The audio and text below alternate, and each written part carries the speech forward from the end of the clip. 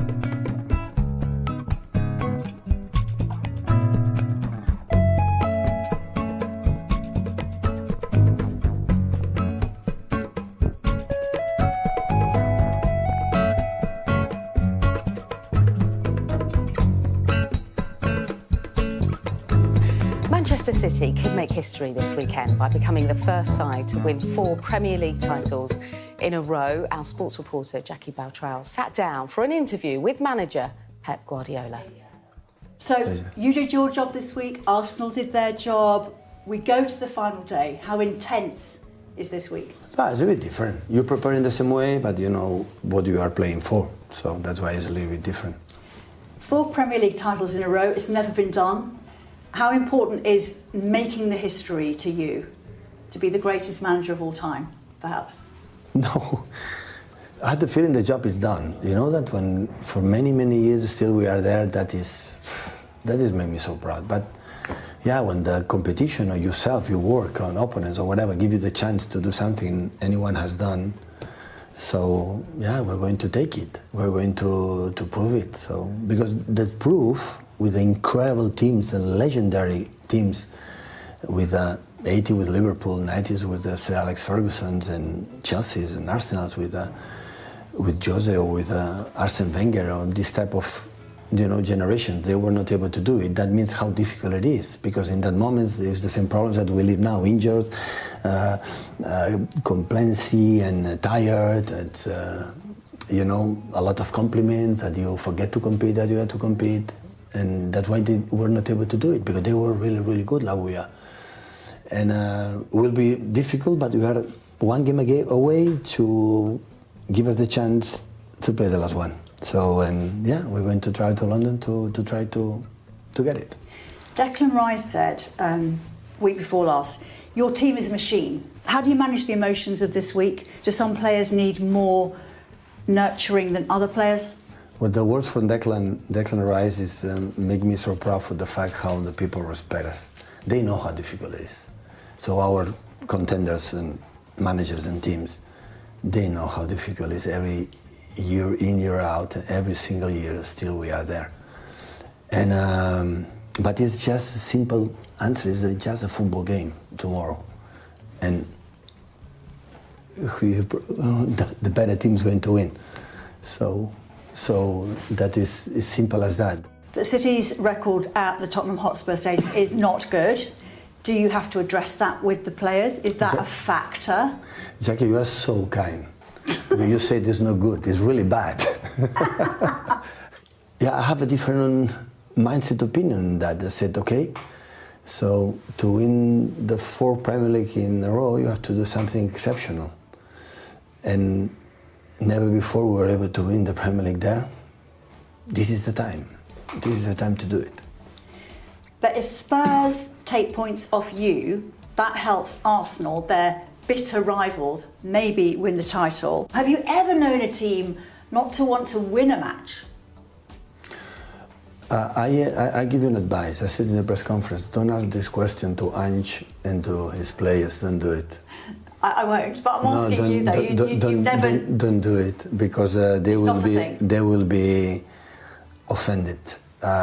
Because I have incredible respect for Ange and the players, and they are knowing they are going to do it. The fans, of course, they play their job, and of course they don't want to win Arsenal because they are the biggest rivals. Football is part of that.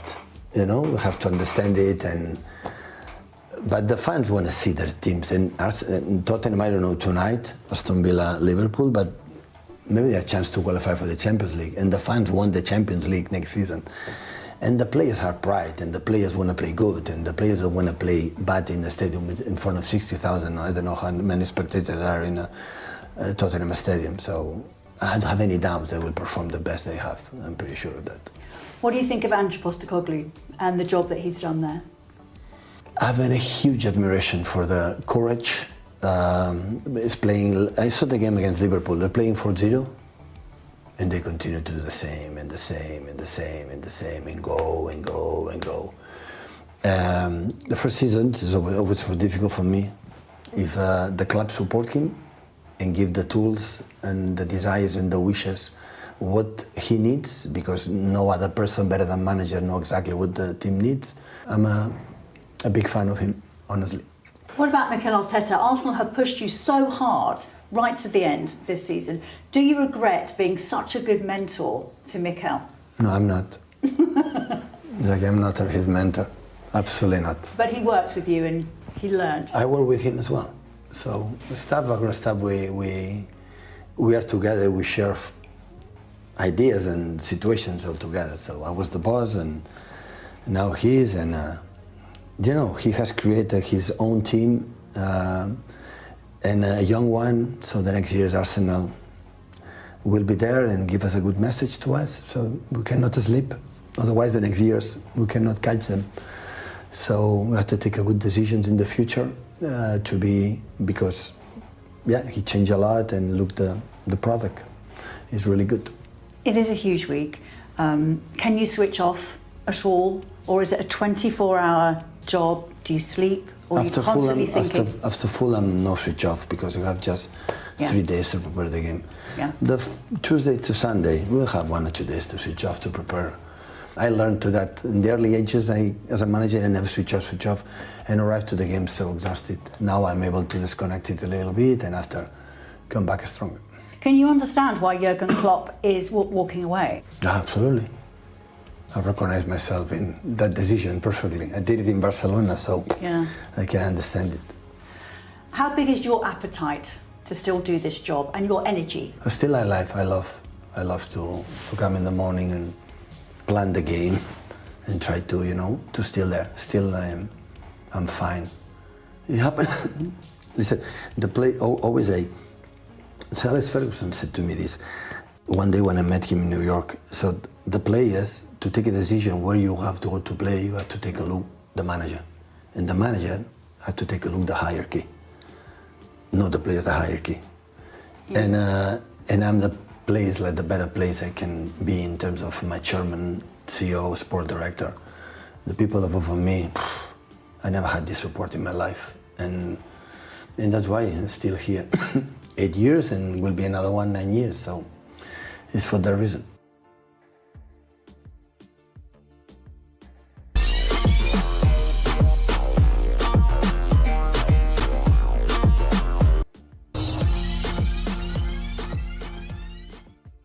Coming to the latest edition of ESPN FC Live. If you're waiting to see Ollie Palmer, you might have to wait a little bit longer. He has had to arrange another time to come on with us. He's gone all big time now that he's gone up to League One, so we'll definitely give it to him when we do finally speak to him. But not to worry, we've got Janusz Mihajlik and Dalen Koff here. And of course, we are going to talk about the title race. Let's get straight into it, Janusz.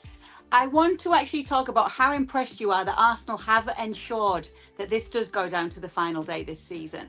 Yeah, I mean, as we've been talking, they've learned. They have the experience of last season. They have the belief, and it's just incredible. If they were to lose that one, it's certainly not because of lack of quality or anything else for that matter, right? It's that one night, that one loss somewhere during the season where at the time you may not think about it too much, but in the final analysis, it hurts you. But regardless of who wins it here, I don't think there's going to be any questions about is that being deserved or not. Arsenal have been absolutely tremendous this year. Repeat it again. I thought that for the most part, they played the best football as well. Okay, so Dylan, we know that you are an Arsenal fan, so we'll be talking about that, and as well as what some of the odds are telling us as well, because I know there's some interesting stuff there. But on the Arsenal side of things, and being an Arsenal fan, is it a bit discouraging that for another season, it could just end up being that you were so close, but not close enough? No, okay. No, we're going to be positive here, because it's not over. So let's pump the brakes there. There's still hope. There's still possibility. We'll see what happens if City can drop some points at Tottenham, and that changes the whole equation. But as Giannis mentioned, there was progress from last year. But if you build on that even further, there's progress from 2 years ago. Remember down the stretch, it was just trying to get back in the Champions League, just to hear that song again like we got to hear this year, got to see the European nights, despite them sputtering out earlier than I think most Gunners fans hoped and thought they would, despite falling to Bayern. I think there was still the chance 2 years ago was to get into the top four. They capitulate down the stretch. They cannot get there. They go into fifth. It's heartbreaking. Last year, it's okay, did we make this step? Can we really compete and hold on all year and push City to the brink? Couldn't do it. Last 4 weeks, it was pretty much done and dusted. They struggled in April, and that pretty much locked up everything as early April as we went toward the end of the season. This year, again, is progress, is building blocks on that great foundation. And big pieces come in, like Declan Rice. Obviously, Trossard has had a huge impact, particularly in the second half of the season this year. You have continued building this foundation, and progress has been made. And I will be honest with you, before the year, I did not place a bet for them to win the Premier League. It was to finish in the top two, because that was my expectation. It would be them and City at the end, and can they find a way to push them to the very end and somehow nick it? And this is it. They have a shot here. They have a chance, and it really is positive when you look at the future. Again, if you're building these blocks year over year, yes, next year I think they should compete with City. Who knows what that team will look like, what pieces they lose. Arsenal seems very much intact. There is no question who the manager is, who's running things in the front office. Ownership is behind them. You've heard about the money they're going to invest in the summer. Everything is lined up for this Arsenal team in terms of also the age of the players and the chemistry of these players to continue to grow in the right direction. So there's nothing discouraging about this year. If we can get it, we got it to the final day of the season. It will still be a game. Things will matter on Sunday, and they still have a shot to win this thing. That's a great year. Definitely a great year, Janusz. And as Dalen just said, it is an upward trend, but there's more to be done in the summer. What would you like to see changed for next season, Janusz? What do you think they need? Well, for both teams, there's some issues, right? I think the hunger is going to be there. The one unfortunate part, just to finish, you thought, Dalen, was that they've gotten closer with what we think, or against a team that we think that wasn't as strong, because Manchester City were nowhere near last season, right? They continue to bleed players. And when I think about the opportunity lost perhaps here for Arsenal, not having Kevin De Bruyne for, half the season, obviously, right? I mean, you have Erling Haaland, who's still scoring a huge amount of goals, but not as much as well. So that's an opportunity loss. I think what's going to change that for Arsenal is I thought about it. Does it take a great player? I don't necessarily think that. They need 3 or 4 squad players, very young players who are going to be able to do this again. And what I mean by that is, if you look at Mikel Arteta, Pep Guardiola, if you watch Liverpool against Aston Villa yesterday, Unai Emery, although Jurgen Klopp to a certain degree as well, this high press, non-stop running. You know, we often talk about quality, and I sometimes think about, as a former player, what it takes to press and counter press like these teams do, right? I mean, it's not a coincidence that some of these players, Rodri said he's tired, he needs time off, right? You saw Moussa Diaby yesterday cramping up. I mean, all these different competitions in this particular way that these teams play, it's going to matter more what sort of young players that they get that are not only hungry, but can answer the demands of that type of football. And in many ways, of course, Mikel Arteta, Pep Guardiola are the same. But it struck me even more so when I was watching Liverpool against Aston Villa, because we know how much risk they take, how much pressing, and in particular counter-pressing there is for these teams that we're talking about title, right? Liverpool, Man City, Arsenal, and who knows, if Unai Emery builds on that, he may be in that situation. So if I look at Arsenal, I'm thinking to myself, first and foremost, somebody that can step in for Martin Odegaard. I don't care how much everybody tells me who the best player is. Well, I respect everybody's opinion, but I think the brain and everything that's good that happens with Arsenal is Martin Odegaard, because not only is he the playmaker, but he starts the pressing, he counter presses, he defends, and then on top of that, he does everything else, right? In all of that. So there's got to be somebody, because they've been lucky, Dallin, right? When you think of Arsenal in terms of overall injuries, they've been relatively lucky in comparison to everybody else. That's the feeling I get. If he goes out, say, for 2 months next season, that's a massive problem. And then the depth of the bench. Yes, Timber's going to be back, but if you look at, you know, other than, I mean, who's coming off the bench? And Nketiah, I don't think that's the answer, right? Rose Smith, I don't think that's the answer. Vieira, you know, when you start looking deeper and deeper, I think that's when they come up short. I think you're dead right on, Giannis. There's a couple things there. You're right. Last year, the reason they did swoon down the end, remember Saliba was hurt, and that they're defensively they were a different team without him. This year, Saliba and Gabriel, I believe, played 35 straight matches together as center back pairing. On the best defensive team in the league in terms of goals conceded, but that is a team effort. But having those guys anchor things every single game is huge. And to your point, I think when you look at who they need to bring in, every Arsenal fan is going to talk striker. Everybody's going to say pure goal scorer. I think Havertz has found a position in there to be comfortable with, not a true goal scorer. Jesus, we know, same thing, not a true goal scorer. Everybody's going to say that. And yeah, if you want to throw a bunch of money at that, okay, I'm not going to be mad at it. I don't know if you need to find solutions there, but there are bigger things, other things to do in this team. And you mentioned squad players. It is that back line for me. Can Timber, we know he's an outside back, but you've heard, okay, he might be able to play centrally as well. Ben White has been converted essentially to an outside back. Would he have to go centrally if somebody gets hurt to provide some depth? Kivior, is he the answer? There's questions on that back line too, beyond the Odegaard point you just made. And I also think if Partey's going to leave, and we don't know how many miles Jorginho's got left, you see what Rice has been able to do is he's been pushed forward a little bit and allowed to be a box-to-box midfielder, and how effective he's been in goal contributions and just how he's influenced the game on both sides of the ball, particularly in the second half of the season. If you can find somebody to play that kind of Partey role and play in that space and allow Rice to stay there, we know Rice is great in front of the back four. We've seen that at multiple clubs now, and we've seen that all over and internationally as well for him. But he really does something special for Arsenal. He's allowed to push forward a little bit. So how they do those things as well as look at a striker is really important next year. Last thing I will say is you mentioned City. Did they kind of miss an opportunity because City was down? Guys, I do think you have to praise what City has built. They are machine-like. I mean, they are Drago and Rocky IV before the final fight. They are built out of a lab with an amazing coach, unlimited funds, and all these players on the field that we expect them to never drop points in the world's toughest league. Like, that's kind of crazy when you look at it. Their level's been so high for them to take a step back. Shouldn't be shocking to us, given they just came off a treble last year. They're doing things that you've never seen in the Premier League before in terms of consecutive years, won the league. This level that they've been at, it seems unsustainable. And the fact that we're surprised that they take a step back and are still atop the league, and still we all seem to credit Arsenal may have played the best football over the year, but Arsenal needs City to lose for them to have a chance to win. That's how good City has been. And I don't know if we can always expect it to be that way. Are they going to be as good as they need to be, though, City, Janusz, throughout for what we've got left right now? Here's the way. I always find myself contradicting myself in a way. I know, but it's fine. Every week things change. Change opinions too. Machine like, obviously, what are they? Unbeaten, what, 32, 33 games?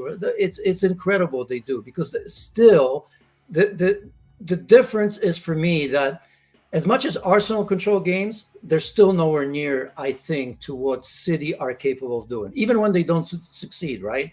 And because I've mentioned that, because you said squad players, and I know what you mean, but they can't be just any squad player. What he has to do, and he understands that because he's been in that Manchester City dressing room, Mikel Arteta, is to create this competitive atmosphere, right? This culture in there where they're good players. They're not just anybody that can, is young and can run and is hungry, but it has to be where they fully understand what that role is. And that's why nothing ever changes with Manchester City.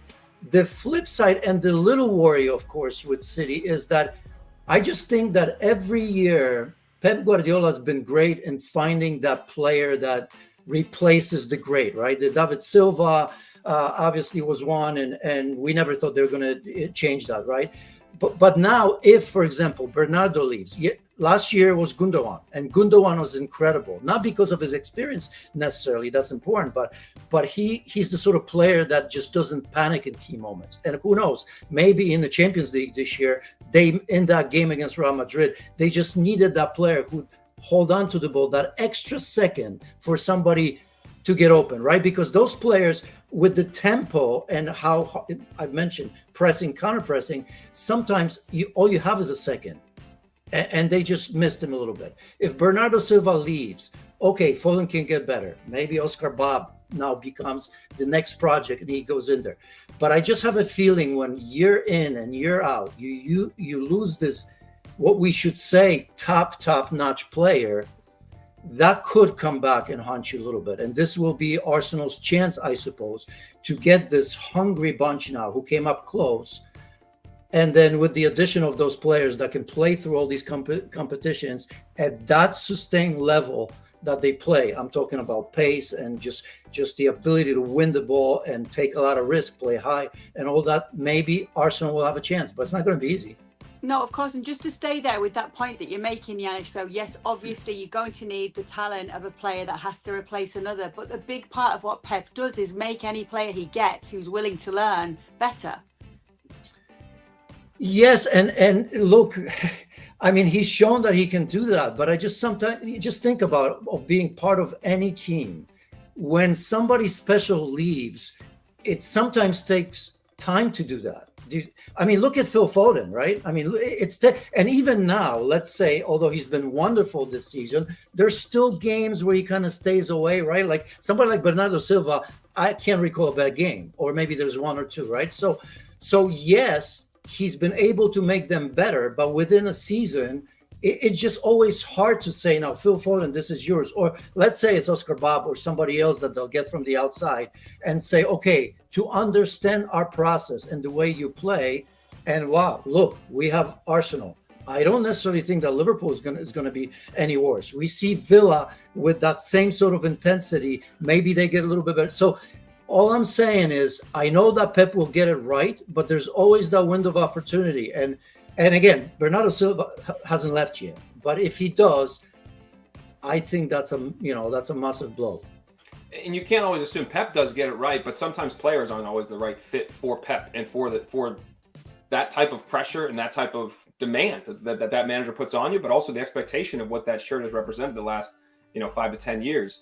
You look at Jack Grealish as a guy that's he was supposed to be this, and he's still very talented, but he's not really what you thought you were getting when you pay nine figures in a transfer fee to get him to come to City. So I think there are questions around how they continue as that team ages in different places, how they do respond and return and resupply this level of talent and guys that actually do fit. And that's where I think your point of where Arsenal is next year, I think they know what fits with everybody coming back. It's the questions to your point of adding in quality players to push them beyond squad players, but guys that can play and step up and provide competition. but also maintain a level and understanding. Now, again, that's not easy to do either for Mikel Arteta. Just like it's not always easy to do with City, despite how much money you may spend on a player, does not guarantee success. Obviously. It's the injuries that worries me. That's what differentiates everything, and we've seen it this year. For more, some teams can recover. Liverpool, obviously, they were in a rebuild. They had their issues with injuries, but I just think that these teams play, as I've said, in a particular way. And this is something that you can't forecast. And because you play so many games, so many competitions, I think in the past it was a little bit easier. I think it's the strength of the quality of Manchester City that gets them to the point where they are right now. Because it's not easy. A lot of players coming into Manchester City are big names, knowing that they, may play every other game. That is not easy to do it. I think Mikel Arteta paid attention when he was at City to that. I think he understands that the next step is to get these players that are, for the most part, unselfish, have the quality. So when 1 or 2 or 3 or maybe 6 or 7 or 8 injuries come in, you can get through that time. Because that's what we're talking about. We're talking about Manchester United, Newcastle, Villa, Liverpool. I mean, at one point of another, you have not just 1 or 2 key players out. You have sometimes 5, 6, or 7 players out. That's the difference, I think. This is also a year where we have Euros and a Copa going on, an expanded Copa too. So this summer is just more high-level, intense football for all of you. There you go. It absolutely is, and more high-level, intense analysis right here on ESPN FC Live. So be sure to be with us all summer for that as well. We'll be following it.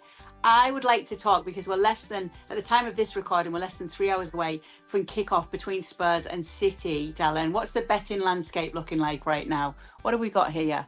There's the Ozil. Come on, you Spurs. City are huge. Oh, here's Mesut. No, this does feel weird, man. Whether analogy, kissing your sister, rooting for it's not comfortable. None of this is good. This is not. I don't enjoy this at all.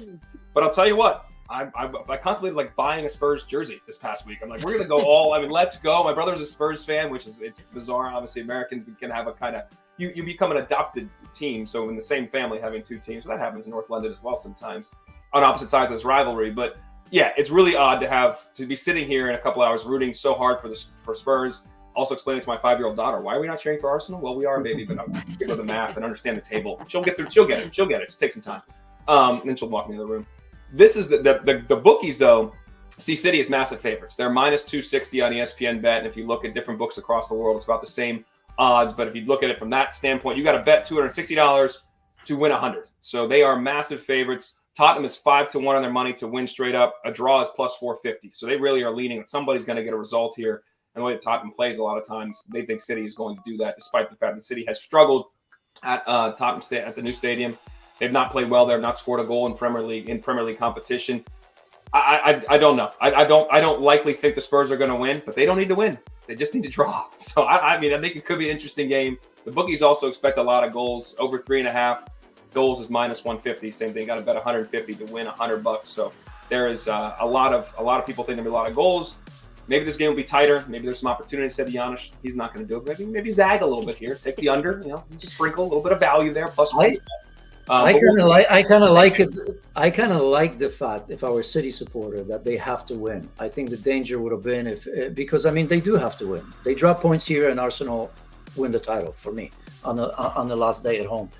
So I think the fact that they faced this situation so many times, right? When there's a must-win situation, for the most part, they do it, and so I think City still. I'm not going to go away on the pretty much last game of the season away from Manchester City, so I'm sticking with them.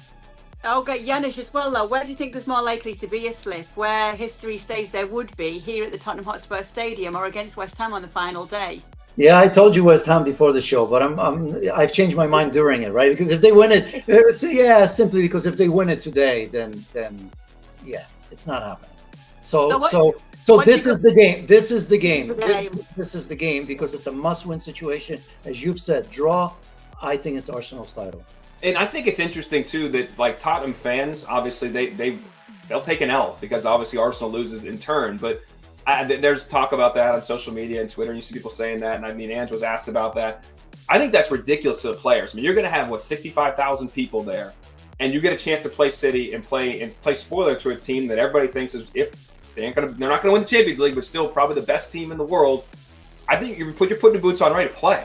as soon as you get tackles are flying and you're playing a game at that level that City has to win, I think they're going to come in intense and give a full-on performance. I know their fans may not care about the result ultimately because they don't want Arsenal to have the door open for them to win the title. But I think you're going to see an interesting game. I don't think they get it done, but Ange's team's going to come out and play the way they're going to play. Like, they're not going to change the way they play. So I think the level of excitement in the game and level of intensity will be from the kickoff, and I'm hoping that City has a misstep, but I don't think that's likely. You don't think it's going to happen? No. But what do you expect from the game then, Janusz? How do you expect it to play out, given what's at stake?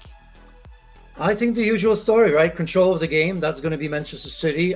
Spurs will feel comfortable with that. Still on the counter, I think. Even though they're playing home, they understand who they're playing against. They won't be favorites in that one, so that's sometimes helpful as well. So control. I suppose for City, it's easy to say the longer this goes, the more pressure there is. But that's true. We've seen that from time to time. That if you organize well enough, the game against Real Madrid comes to mind as well. I mean, clearly the better team, but they didn't find a way ultimately. So early goal, I think, to get that voodoo out for them. But yeah, I mean, Son's going to have an unbelievable game because on the counter, I think he's the one that kind of leads that, and he's fully capable of hurting you just by himself on the counter. So yeah, you have to be perfect. But I think, Ange and Spurs need that as well, because there's been some question asked of them. So I think to finish a season on a good note, say drawing or beating Manchester City, goes a long way in the eyes of the supporters. Beating them, it puts them on 66 points, and then they're just 2 points behind Aston Villa going into the final day. So yeah, still a lot to play for them as well. I know you've got to go soon, Dallin, so let me just ask you, dare anyone bet on Chelsea this season? Chelsea? Yes. Is it just too much of a risk to bet anything on this team this season? What you want to do when you're betting is to have some level of, there's never certainty, but you're looking for consistency and you're looking for form. And they've had neither of those in big stretches at different times. So there have been times I bet against Chelsea this year. It was kind of a fade Chelsea situation from the majority of the year. A lot of people had them in their top four before the season.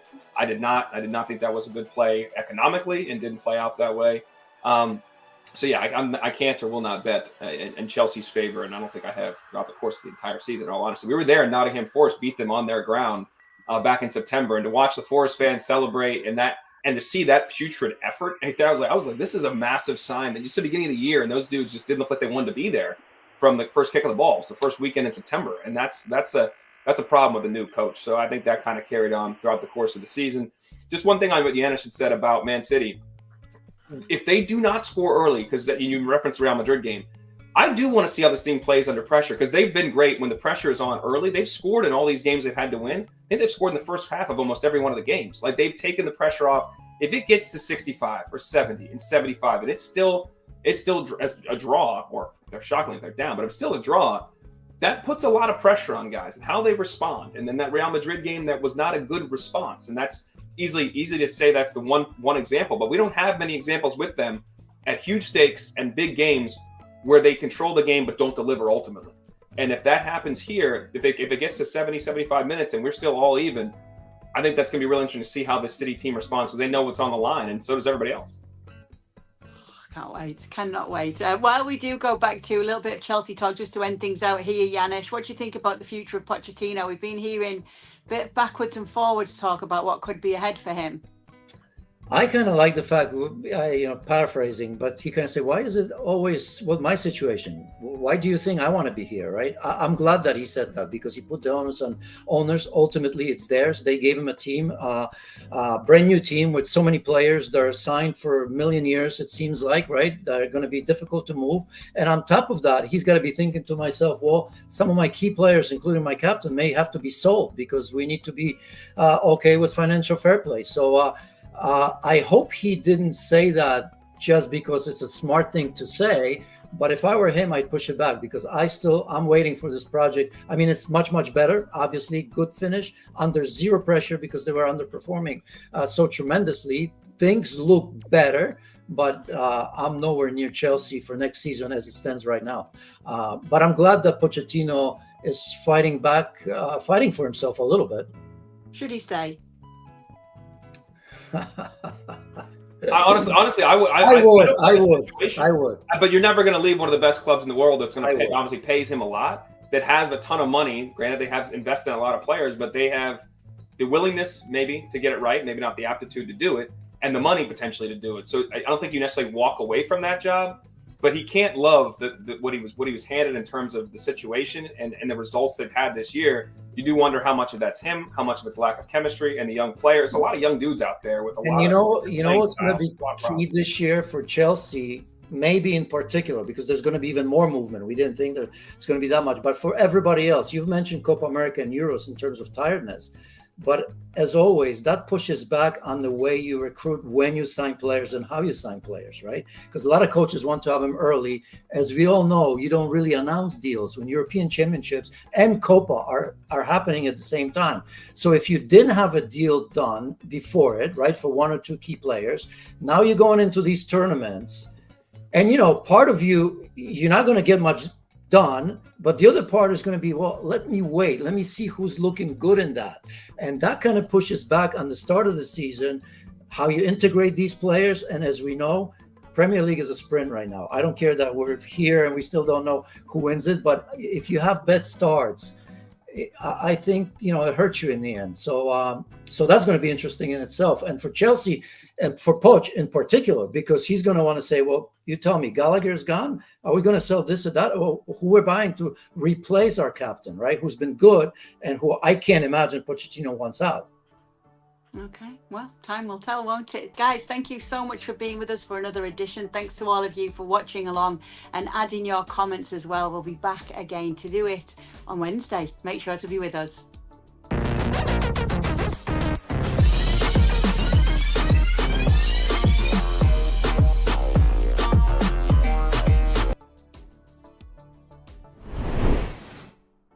But how will the Spurs supporters be feeling about potentially helping Arsenal win the title? Well, let's get the view of one now. Former Apprentice winner Lee McQueen joins us live now. Lee, good to speak to you. How conflicted do you feel ahead of tonight's game?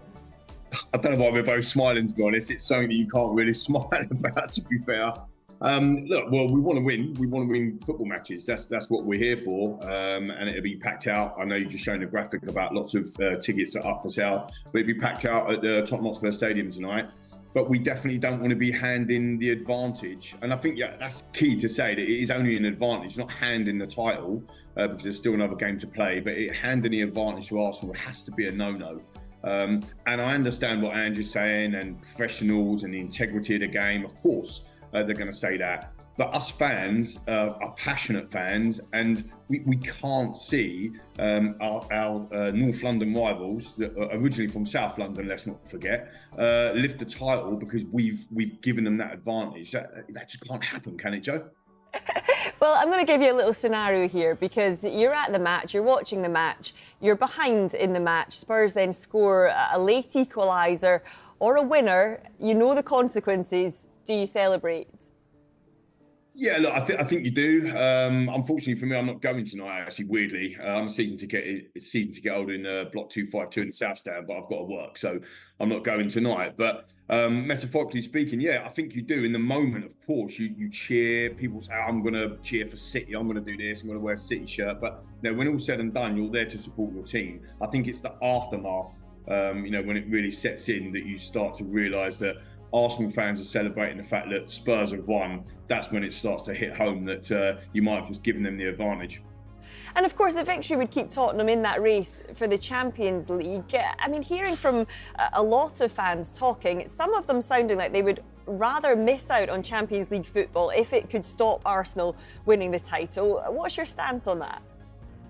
Yeah, I think it's quite split, actually. I mean, I co-host Last One on Spurs, as you know, and we do a show every week, a couple of shows every week. I think we had over 5,000 viewers watching it this week, and we had this debate, and it was quite split in terms of the viewers and the listeners that are sending in, we want to lose or we want to win, that type of stuff.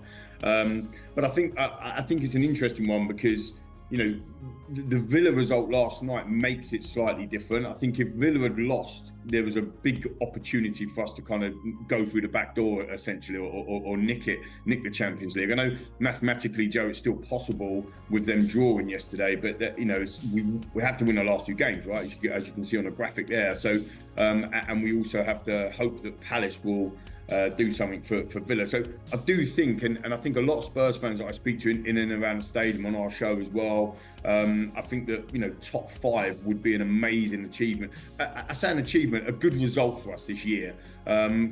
I think everybody needs to understand and remember when Postecoglou first came into the football club, we were in absolute disarray. There were pundits on your very show on Sky talking about a relegation battle. They were talking about no way we're getting top half table with Harry Kane leaving, and Harry Kane left 12 hours or so before we kicked off the Brentford game. So the fact that we're actually even talking about a top 4 race with 2 games to go is unbelievable, really.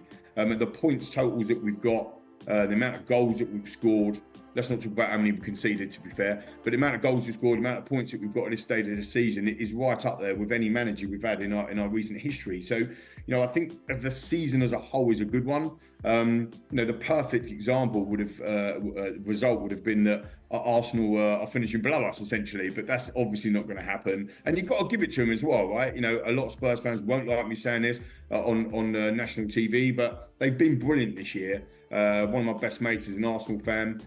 And the reality is they've got, they've scored more goals than anyone else. They've conceded less goals than anyone else. They've been absolutely superb.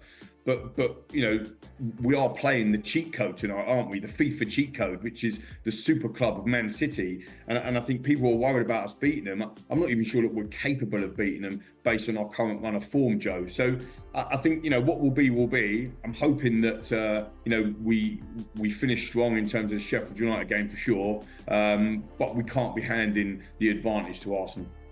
You've already mentioned your seat. You're not going to be able to be at the match tonight. We were just talking a moment ago. There does appear to be lots of available seats on the Tottenham ticket exchange. What do you make of that? Is that quite disappointing to see? A little bit, but I think it's an interesting one because the game was moved. You've got to remember that we got a lot of flack actually from rival fans saying that we've done a lap of appreciation on Saturday. We've still got 2 games to go, on Sunday, and the fact is we can't do a lap of appreciation tonight because the game won't finish till 10 o'clock at night. So obviously it's a school night for a lot of people, so they won't take their families. So that has an effect essentially on them tickets. Plus the fact that, maybe it is the Man City game and the Arsenal rivalry piece there as well. I mean, it is so difficult. We're so torn as Spurs fans because, people will say if you're proper Spurs, you don't want Arsenal to win the title, let's lose. But actually as well, when you're there watching the game, when you're in the moment, when you're watching even on the TV, you want your team to win. So it's slightly disappointing, but I think they'll fill up. I think we'll be surprised at the end. I don't think there'll be lots of empty seats when the game kicks off. And of course, Lee, we know you as a former apprentice winner. Just wondering if you've heard from Lord Sugar about his thoughts on tonight's situation. No, I haven't actually, to be fair. I haven't spoke to Lord Sugar for a bit. It'd be interesting actually as the ex-chairman, owner of our wonderful football club, Tottenham Hotspur, whether or not he will be cheering on Man City tonight. I'm not 100% certain. I think, there is that professionalism, as we talked about earlier with Ange Postecoglou, that they want to win the game. But there will be, we see quotes from Les Ferdinand when this situation happened in, I think it was 99, wasn't it? When Arsenal were kind of cheering us on. And Les Ferdinand scored for us to put us 1-0 up. He's thinking, hang on, is this the right thing to do? So I think it's definitely added a bit of jeopardy to where we were. I think one of the key things that I would like to surmise on is saying we are part of a title race which we're not involved in, and next year and the year after we want to be involved in these title races and not being the team that may or may not help someone else win it. Lee, a quick prediction for tonight then. Well, their record at Tottenham is not great at all. Jackie was just speaking in the VT, wasn't she, with Pep before. Premier League in the Tottenham Hotspur Stadium, 4 wins, no goals conceded for Spurs, and we're a bit of a bogey team. They've lost 6 against us, but they did get that win in the FA Cup earlier in the season, which was, I mean, they battered us, to be fair. It was only 1-0, but they battered us and we couldn't get near them. So I'm actually going to, it's so difficult. I find it hard to predict a loss, but they are a cheat code and we're not on good form. And I think City are going to have too much for us. So I think we're going to end up losing 2-1 tonight.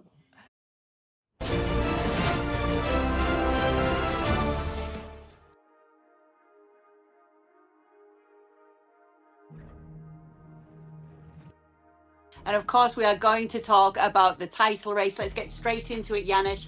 I want to actually talk about how impressed you are that Arsenal have ensured that this does go down to the final day this season.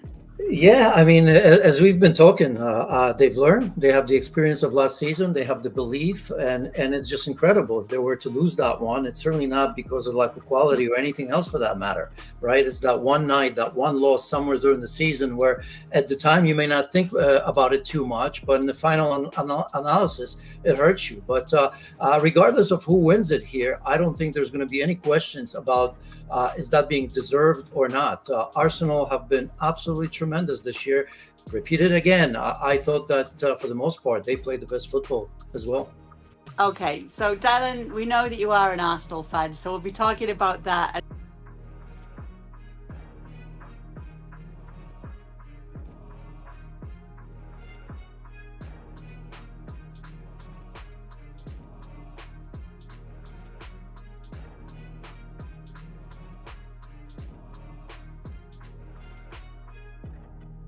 It's a pre sports bar watch along with Jamie O'Hara and Perry Groves. And Jason is the referee. Good afternoon, Jason. Afternoon, boys. Oh, you're going to be a nightmare.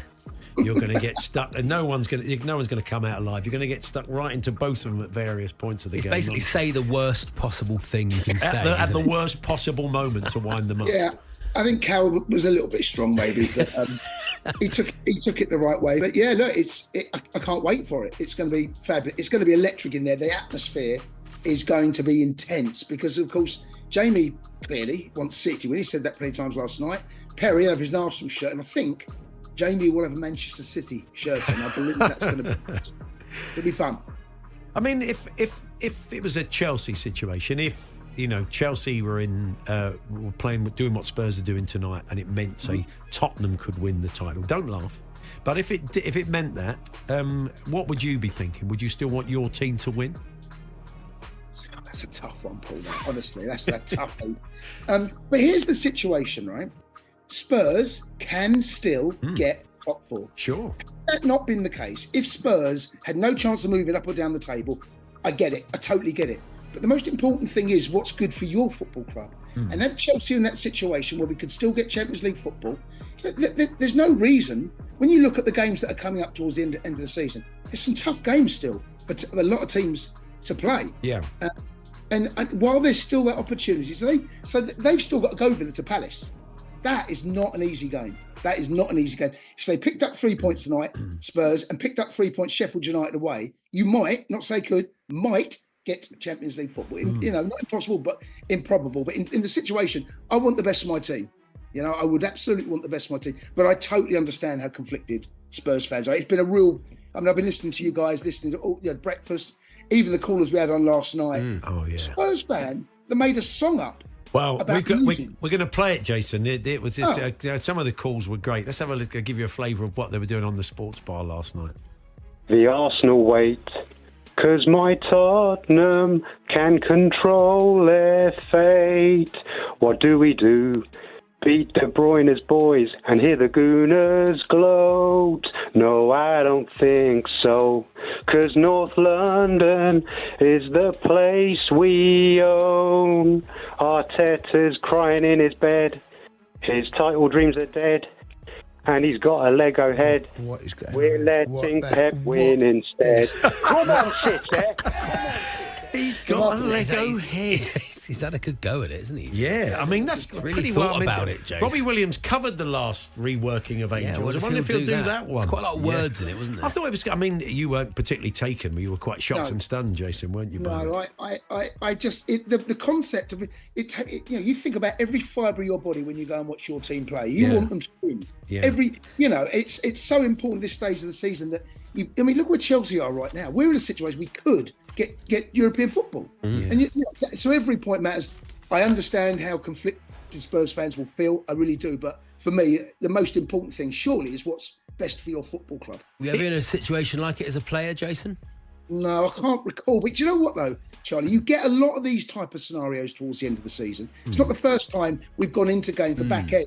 I mean, I think you boys mentioned there that Manchester United, look what they are. Yeah. Now all of a sudden, they're looking now for pick up results from the rivals that they wouldn't normally want to win as well. So, yeah, you get them at this stage of the season as fans. It's, like I said, the most important thing, I think, is what's best for your club. Do you think Chelsea are still in the mix? Are you looking at tonight and thinking, like, if Tottenham lose, then, we're still in the hunt. We could still get into Europe. I'm thinking more really where Newcastle are right now. Can you get above Newcastle? Because, of course, they play Man United tomorrow. United drop points, so that we're above them. So, yes, there are important results. I don't think catching Spurs is possible, personally. I think you'll beat Sheffield United no matter what happens tonight. I think you'll have there's enough space there. But we can just got to keep going. It's been a great end to the season. If we pick up wins against Brighton, then home at Bournemouth on the last day, all you can do is do your best from this situation right now. And, it's been a good end to the season. It's going to be a lively sports bar. Yeah, great sports bar. Lovely sports bar. It's going to be a good one. You done a watch along before, Jason? I haven't done a watch along before, no. Have you seen Mark Goldbridge do him? He starts chucking chairs about and all sorts. Yeah, Jason's got the best gig. You're just going to sit. There's no real skin in the game. You just said you don't think they'll catch Spurs, so you can sit there and just poke the pair of them with sticks, can't you? Yeah, do you know what, though? Obviously, I don't want to see Arsenal win the title. I'll be rooting for City tonight for obvious reasons, but it's going to be lively in there. Perry's joining us as well for the first hour of the sports bar. So whatever happens, Perry will be there either gloating or, even if Arsenal win, the situation is, as we know, if Spurs draw tonight, it can still go down to the final day of the season on goal difference. Yeah. Man City, if there's one team that can pump a team 5 or 6 when they get angry, it is Man City. So look, there's still lots to play for. There'll be a couple of beers in the green room. We're watching the watch along. So come and join us on YouTube. Fantastic. All right, Jason, I'll say I'll be at the game, but if I wasn't, I would. Right. I may even check in if I can get a bit of Wi-Fi. If you had a wish, Paul, if you had a wish now, I'm giving you a magic wand. What is the score tonight? Good question, Jason. Well done. Don't do that done, to me. Jason. If I had a magic, I always want my team to win. I just think it would be so Tottenham to go out and just turn it on, and just all the things they haven't done in recent, just to go out there and just play play total football. It would be such a Tottenham thing to do. I don't know. I just win, think it's going to got to win, Paul. You got to win. I want to win. Put it in Arsenal's hands to lose Saturday. I want to win, and there is that opportunity to say for Arsenal fans. A couple of them have said, I don't want Tottenham. I don't have to thank Tottenham fans for landing us the title. That's not the way I want to win it. But I think they'd get over that quite quickly, wouldn't they? Think of this, Paul, right? Yeah. You come out the stadium tonight, Spurs have won 1-0. Yeah. You turn Talk Sport on, and you'll be hearing Spurs fans moaning that they won. Yeah. Has anyone seen they're going to get the lot, aren't they? Noel Gallagher. Yeah. They'll be doing the lot, Well, look forward to it, Jason. Thanks very much. Thanks, Jace. Cheers, boys. Take care. Jason Cundy is the ringmaster and the referee for Jamie O'Hara versus Perry Groves. It's a live watch along, and 7:45 it gets underway. All the build-up game at 8. And of course, Jason will be getting stuck right into both of them as the game unfolds. And then get your calls into the sports bar if you're on your way home from the game, or indeed wherever you're watching. Paul Hawksby and Andy Jacobs, Monday to Friday afternoons, 1 till 4, on AM, on DAB, via the TalkSport app, and on your smart speaker. TalkSport.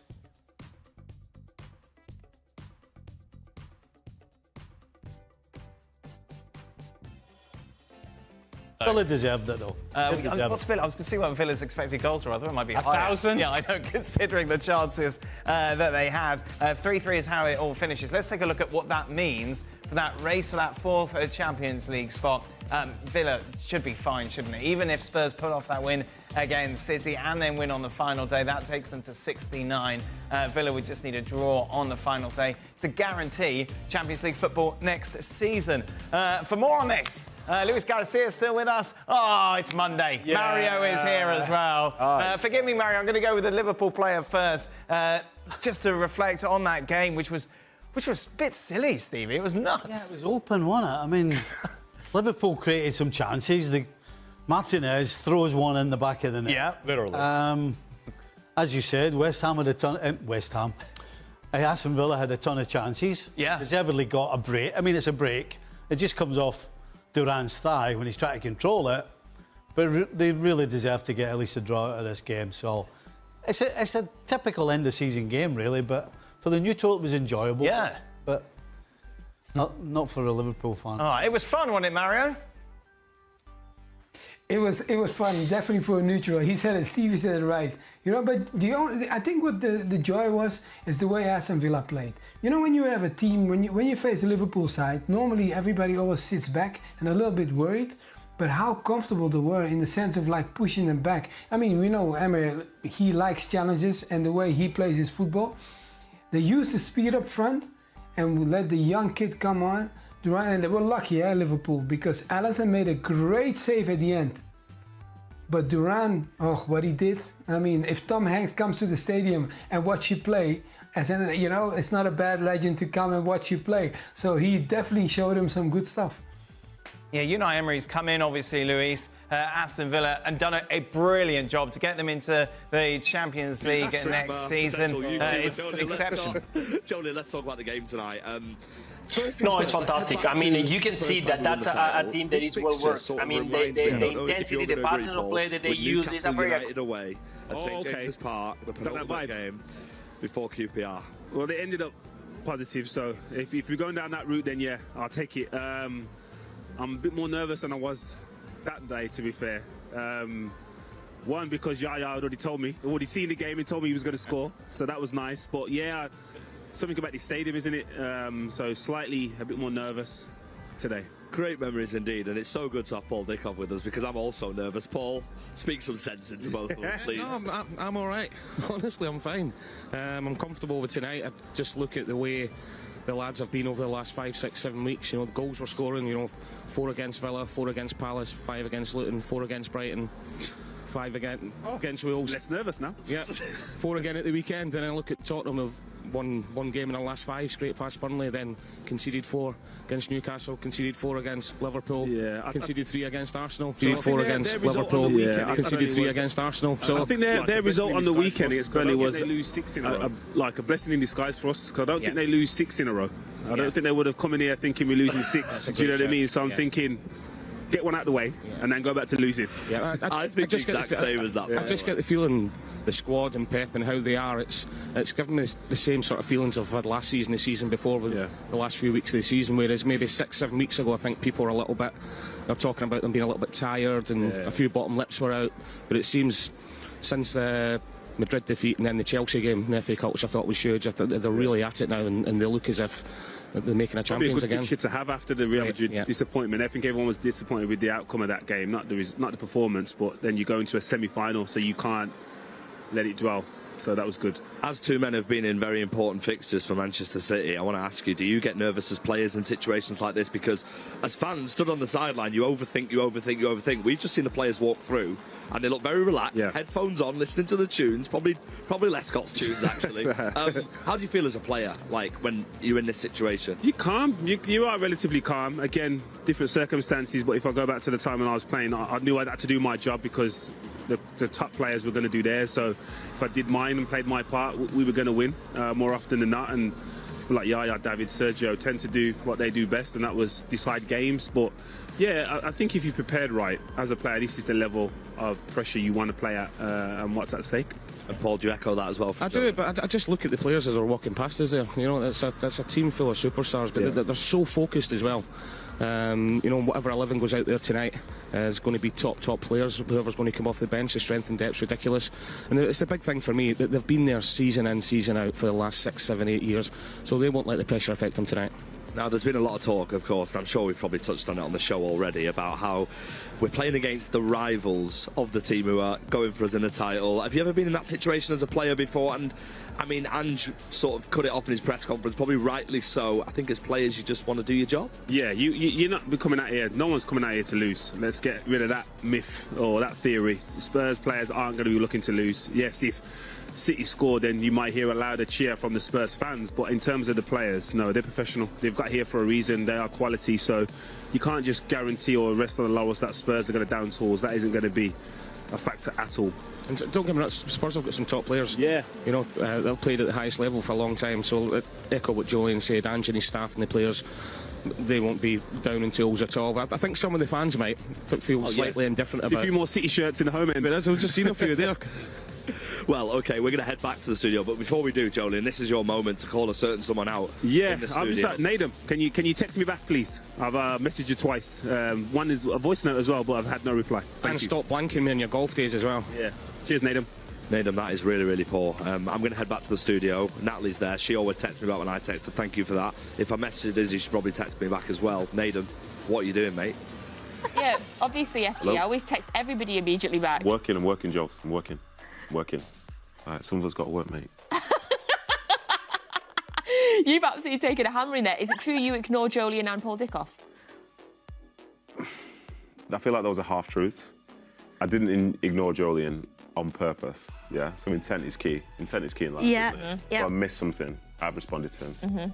And for Paul, I don't want to throw anyone under the bus, but Darryl Murphy, producer, he's the reason why Paul wasn't involved in the golf. So, yeah, he's under the bus. Not throwing anybody under the bus Except there. for Darryl Murphy, yeah. Okay, thank you. Specifically Darryl Thank you Murphy. to FG, to Jolien and to Paul Dickoff there. So we are coming up to 10 minutes before kick-off tonight. Don't forget you'll get full match commentary on the City app with Michael Brown and with Alistair Mann. Did you see Pep's press conference this week where the game was described to him as squeaky bum time, which doesn't really translate into Spanish very well. But Izzy, squeaky bum time seems like the perfect description of how I'm feeling right now. How about you? You're getting increasingly more nervous, aren't you, now? Yes, Izzy. Yeah. So, right, my thing on this, right, how long has Pep been in England now? How many years? Is it 7 or 7, 8? yeah. Okay, how has he not come across squeaky bum time before? Yeah, because we've had a lot Or of is it. it because you're always in control? Yeah. Okay. It could be, but, like, this is a commonly used English football phrase. In my opinion, in my world. I quite like using it. I don't know, I quite like these phrases in football. Would you ask a manager, though? Would you ask Absolutely not. That's what in I mean. a press conference, Yeah. absolutely not. But in, like, maybe one of his staff might have, you know, dropped it in conversation before. Maybe he might have seen it, read it in a book. Nah, because the staff wouldn't present that energy because they're not built for that, are they? You know what I mean? They aren't. You are spot You know on what I with mean? that. You are Someone won't be spot on. saying, "Oh, you're nervous, guy." Yeah. Squeaky bum time, isn't it? It's like, what are you talking about? You know what I mean? Do you think Pep Guardiola's ever had squeaky bum time? I think, do you know what? Obviously, the people who are like watching the show now still don't know what it is, but it is obviously a sense of nervousness as such. And I think for Pep and his players and his staff, they've played in tons of big games where it's do or die. And even though they might think of it in a different way, they have had that feeling.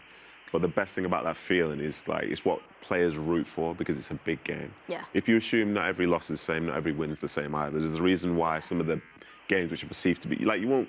A City fan will celebrate this game more so than did a win against Palace a few months ago, even though it's essentially 3 points that are the same. Yeah. But that sense of nervousness and positive, like energy, like that is what squeaky bum time can be. That's exactly what squeaky bum time is. I love that definition, Nedum. I wonder if FG and Paul Dickoff are feeling the squeaky bum time. Well, unfortunately, unlike Pep, I haven't got somebody to translate, unless you'd like to translate, Paul Dickoff. Squeaky bum time? My bum is solid, mate. Fantastic. Well, listen, we're fast approaching kick-off. The atmosphere is building behind us, in particular in a corner behind us where the City fans are. Big games, big moments, big players. Newcastle away, we did it 2012. Similar sort of feeling, fear of the unknown. We've won 3 in a row. This is our 4th potential title. We just have to win the game for. 2 games away from creating history that might never be done again. And the players know it. You know, we were watching them warming up here. They were so sharp in everything that they were doing. The high fives, the hugging, it wasn't for show. They really want this tonight. And, you know, if the warm-up's anything to go by, we're going to be in for a good one.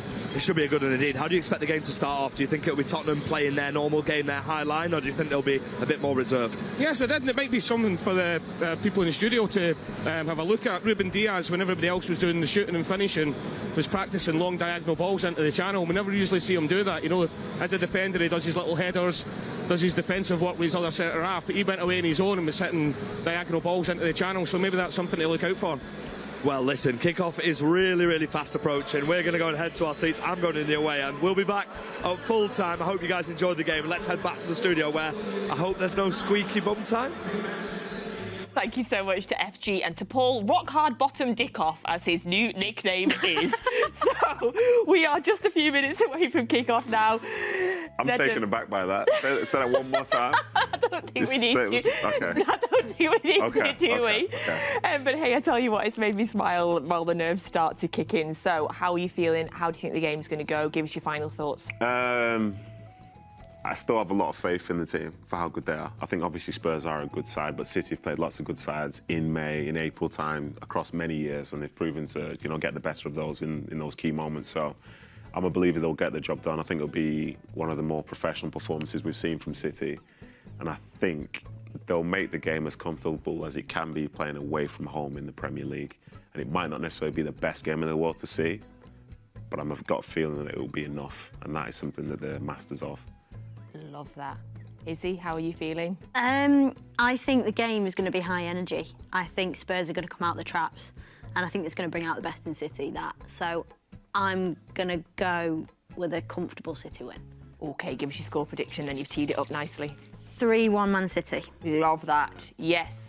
I had a feeling you're going to say 3-1.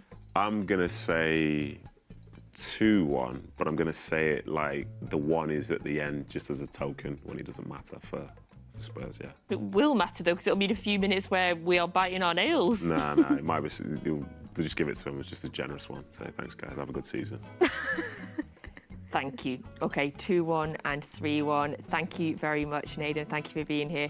Izzy, thank you very much, as always. I told you, exceptionally punditry this evening and some fun stuff as well. It's just the right mixture, isn't it? And I hope we've settled your nerves ahead of the game tonight. So if you're not currently watching on the Manchester City app, get over to there now, where you'll get the full match commentary from Alistair Mann and from Michael Brown. 2 Premier League games left. 2 wins and we will win the Premier League. Tonight is a must-win game.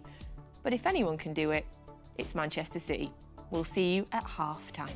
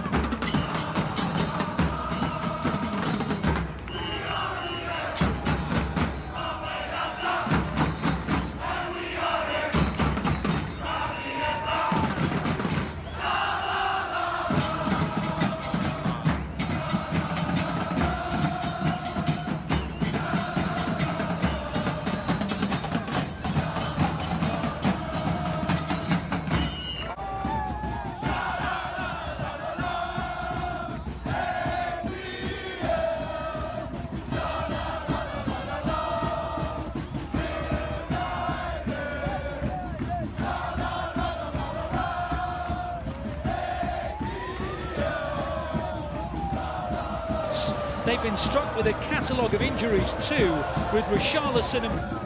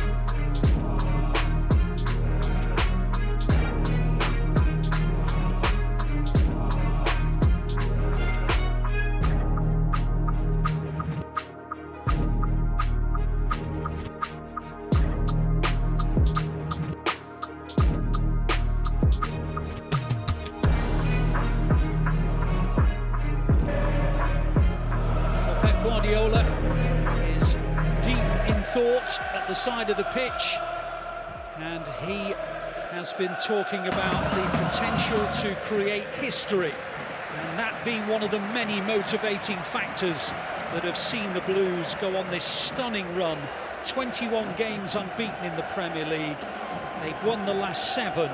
Can they make it 9 in a row to win the Premier League title?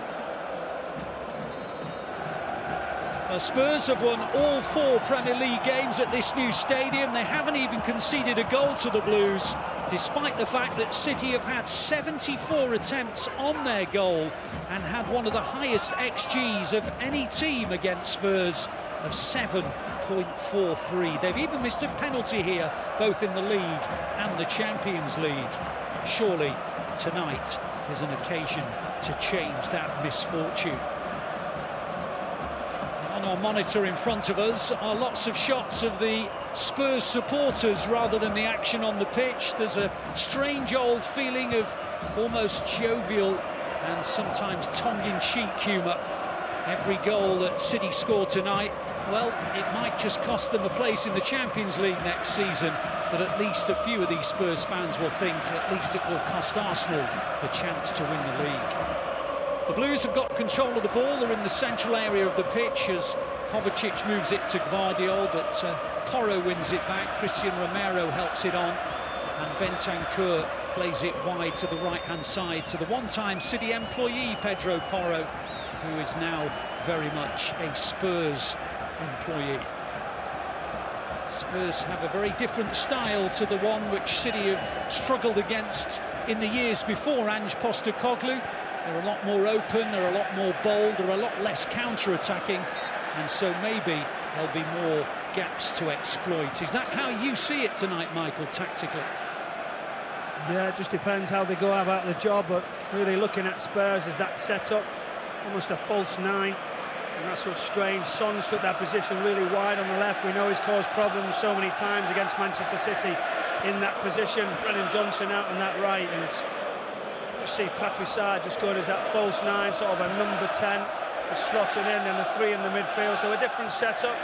The man with all the pace, Van der Ven, is awesome. The reliable centre-back's gone out at left-back. We're wondering how that was going to pan out, but now City start to control, start to get to grips, move it around tactically. Now the manager will be aware of the setup, and it's how you tweak it. Little things here and there, but slightly different setup for Ange Postecoglou, but you've got to adapt quickly. Yep, City have just tried to play through the very, very good press, and now Haaland's got away from Romero, but he's been penalised by Chris Kavanagh.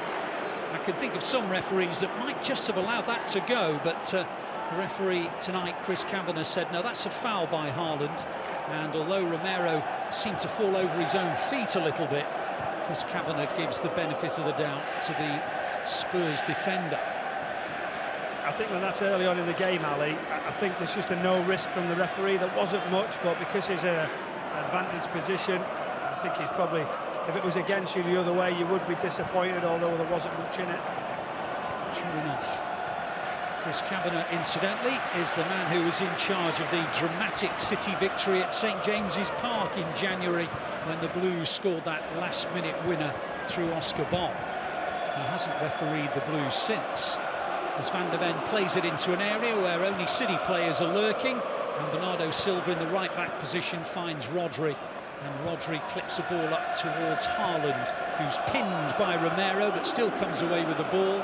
Kovacic plays a nice ball out to the left to his international colleague, who is of course Gvardiol. Foden steps in, loses it though to Højbjerg, and the ball is played back by Dragushin back to the goalkeeper Vicario. On the edge of the area is Bentancur, who plays a nice ball actually out to Pedro Porro, and Spurs get to the halfway line fairly comfortably, but once they do so, there isn't really any channels for them to develop down, and Papi Sarr, who's surprisingly playing in the false 9 position today, guides it back into the central midfield area. I guess that's the big shot really, to see where Sarr is and see that Son isn't there. Also left-back position as well, Ali. Your main centre-back going in that position. We've seen Skip go out there and different people, and they haven't got Udogie, who's been a good signing for them. But again, they've had to adapt, they've had to change, and you know what, I think it's sensible from the manager. because he could have played Maddison in a wider position, put Son into that central role. But he wants to try and just sort of limit City centrally, and he wants that counter. That's what he's waiting for. Brennan Johnson and Son down those sides, but it's where the Walker can creep up, and the Guardiola as well. But really interesting that they've almost left a 1v1 Haaland, Vivo Romero, and I really like the challenge there. He's a good one-on-one defender, but it's now stand up early in Haaland if there is that 1v1 situation where he's going to get put up to you. It's a fair point as Van de Ven in that left-back spot gets the ball, lays it to Maddison, who's got Rodri at his heels, gets away from Rodri, but he's facing his own goal and plays a ball inside that is neat and tidy, and Højbjerg tries to spread the play. Guardiola isn't going to get there. Brennan Johnson will. He's in the right wing position, getting to the edge of the area, and plays a good ball inside as well, and the shot is tipped over well to deny Bentancur by Ederson. Really good football that by Spurs, and that's a good extension of the arm by Ederson to keep it at 0-0. Yeah, it was great play initially from Maddison, brings it inside. Højbjerg with a massive switch. Guardiola's just not sure whether he should actually just recover, whether he should head it. Gets done. Brennan Johnson attacks the line very well, we know that. Bentancur just inside for that slide pass, and as he comes forward to get that shot away on the edge of the area, straight at Ederson, just palms it over. An opportunity there for Spurs. Now a set piece. Yeah, Maddison with an out-swinging corner. There's a lot of players who try to descend upon it. It's away by Guardiola, picked up by Højbjerg. Now Son in the left wing position on the edge of the City penalty area. Tried to nudge it through a gap but couldn't. On it goes to Højbjerg again, still in the final third as far as Spurs are concerned. And then Haaland gets up and heads it away, just in front actually of the City supporters. If you know this stadium, they're over on the far left-hand corner in a sort of horseshoe shape around the corner flag. And of course, it has long since been a sellout in that away section. There was about 4,000 or 5,000 more of them, of course, in January for the FA Cup tie. Such are the FA Cup rules, but back to the sort of 3,250 that are permitted on Premier League evenings. The ball is in the possession of Højbjerg. He plays a clip ball down the line. It's Guardiola who'll get there first, but he allows the pace on the ball to do the work. And it is a City throw right in front of those City fans. And we're into the 8th minute and it's still 0-0. I think just an example there, the stadium's just filling up slightly, but there is a lot of, not a lot of seats, there's enough seats that are not being filled by these Spurs supporters. I think that tells you that some of them decided to act with what they were talking about and not come to the game. You wouldn't have expected a seat free in such a big game, but this thing's happened in today's modern football. But City are just trying to get hold of it now, trying to get a little bit of control, move forward. Kovacic getting on good positions, Phil Foden drifting inside. Yeah, and the ball's gone through to Walker. He's on the edge of the penalty area. He gets into the penalty area. De Bruyne has the shot. It takes a deflection and spins out, and now the flag goes up for offside. Well, we'll never know for sure whether or not Walker was in an offside position, but the assistant on this near side waited until the very last moment. Looking at that picture, Michael, does look as though he probably got it right, the assistant. Yeah, very, very tight. Kyle Walker just looks to get away down the right-hand side, but we were just watching the warm-ups before, and you don't often see it. Ruben Diaz playing diagonals just into the coaches, a little setup, because they know full well at some point that trigger's going to be a set. Whether it be a Kanji, whether it be Guardiola, with that high line, the diagonals could be key. So it's going to be the late run from Walker. You could see Kevin De Bruyne getting into those positions. Phil Foden as well, they're the most likely. But Bernardo's just operating down the right-hand side, drifting into different areas. But interesting start to the game. What a big game we've got, Ali. Do you know how important is this for the club? Everything that's gone on for many, many years. So this opportunity now delivering 4 in a row. Yeah, very much so. Huge game for City. A real tester for any side to come to this stadium and win. And even though Spurs have been down at pitch side, Ali. I was just down at pitch side, and I got the opportunity when I was down there just to literally watch the warm-ups. They're just having those last little bits of the drills, the little sprints, and the opportunity to get some shots at goal. The finishing was clinical. They were so focused, so pumped up, ready for this game, and I tell you, these things are so important, that the details there. Yeah, as Pepe Sarr gets down the left-hand side, lays it in field to Son, who loses it to Akanji. Kovacic picks it up, and now Foden just had his ankle nibbled. Referee says play on because he's managed to ride a challenge or two. Bernardo Silva on the right-hand side plays it back to Foden, and then Maddison tried to emerge with it, and then he falls to the floor dramatically and makes sure that he wins the free kick from Chris Cavan. Free kick right on the edge of the centre circle, and a free kick for Spurs. Taken quickly already. What about Phil Foden's feet there, Ali? Phil Foden literally dancing, weaving, just literally. Obviously, it's brilliant, isn't it, when you watch everyone's reaction in the stadium, just laughing and giggling how he just goes past people. City producing this high line as well. It's very brave. It's a little bit dangerous, but they're just trying to close Spurs. They'll know they want to play from the back. Not always that comfortable with it, so the risk is there, but you can get your rewards. Yeah, in the end, Vicario had to hit it long, and he's given it straight to Gvardiol, who in turn plays it to Ederson. Ederson level with his penalty spot. Plays it across to the left-hand side back to Gvardiol, who gives it him back again. Ederson then plays it again over to the left-hand side to Gvardiol. Gvardiol clips it in field, looking towards De Bruyne, but it's picked off by Maddison, and he guides it all the way back to their new January signing, Dragushin, who has had very rare start since he was signed for big money from Genoa. This is only his third in the Premier League, and he's only there really because of key injuries. The ball is in his possession. You would have said he'd have played more, wouldn't you? Yeah. You would have said he'd have played more when they signed him. They were very quick to go and take him, so there was one that obviously watched for a period of time, didn't want it to run the window, and it's not normally like Spurs making decisions quickly. True enough, but he has had very little game time. We're going to see him in the Euros in the summer. He is Romania's regular centre-half. We haven't seen too much of him wearing the white of Spurs. Ball's in the possession of Diaz. Diaz helps it on to Rodri. It's all in the middle third. Bernardo Silva guides it back to Rodri again, and Rodri helps it on to Akanji, and Akanji into the gap for Foden, and on it goes to De Bruyne. Try to find Haaland. There was a late challenge on Foden, and City won a free kick about 6 or 7 metres inside their own half for a foul by Christian Romero, who is not shall we say, unfamiliar with incurring. He doesn't hold back, does he, Alan? No, he does not. He goes tight. Phil Foden waited, tried a little cheeky nutmeg, and away he went. Yeah, City again coming down the right with Walker. He'll do well to keep it on. I don't think he did he? Yes, he did, just about, but all he could do was hit it out for a Spurs throw just by the right-hand corner flag on this near side. So I think the cameraman might need a new lens as he jumped and sort of hit into him, because there was board stop Walker going full tilt, and you know he was travelling, and just straight into the camera. He adjusted it. Might not work for 5 or 10 minutes. Hopefully he can recover his camera, but Walker does well to sort of not let it go for a goal kick.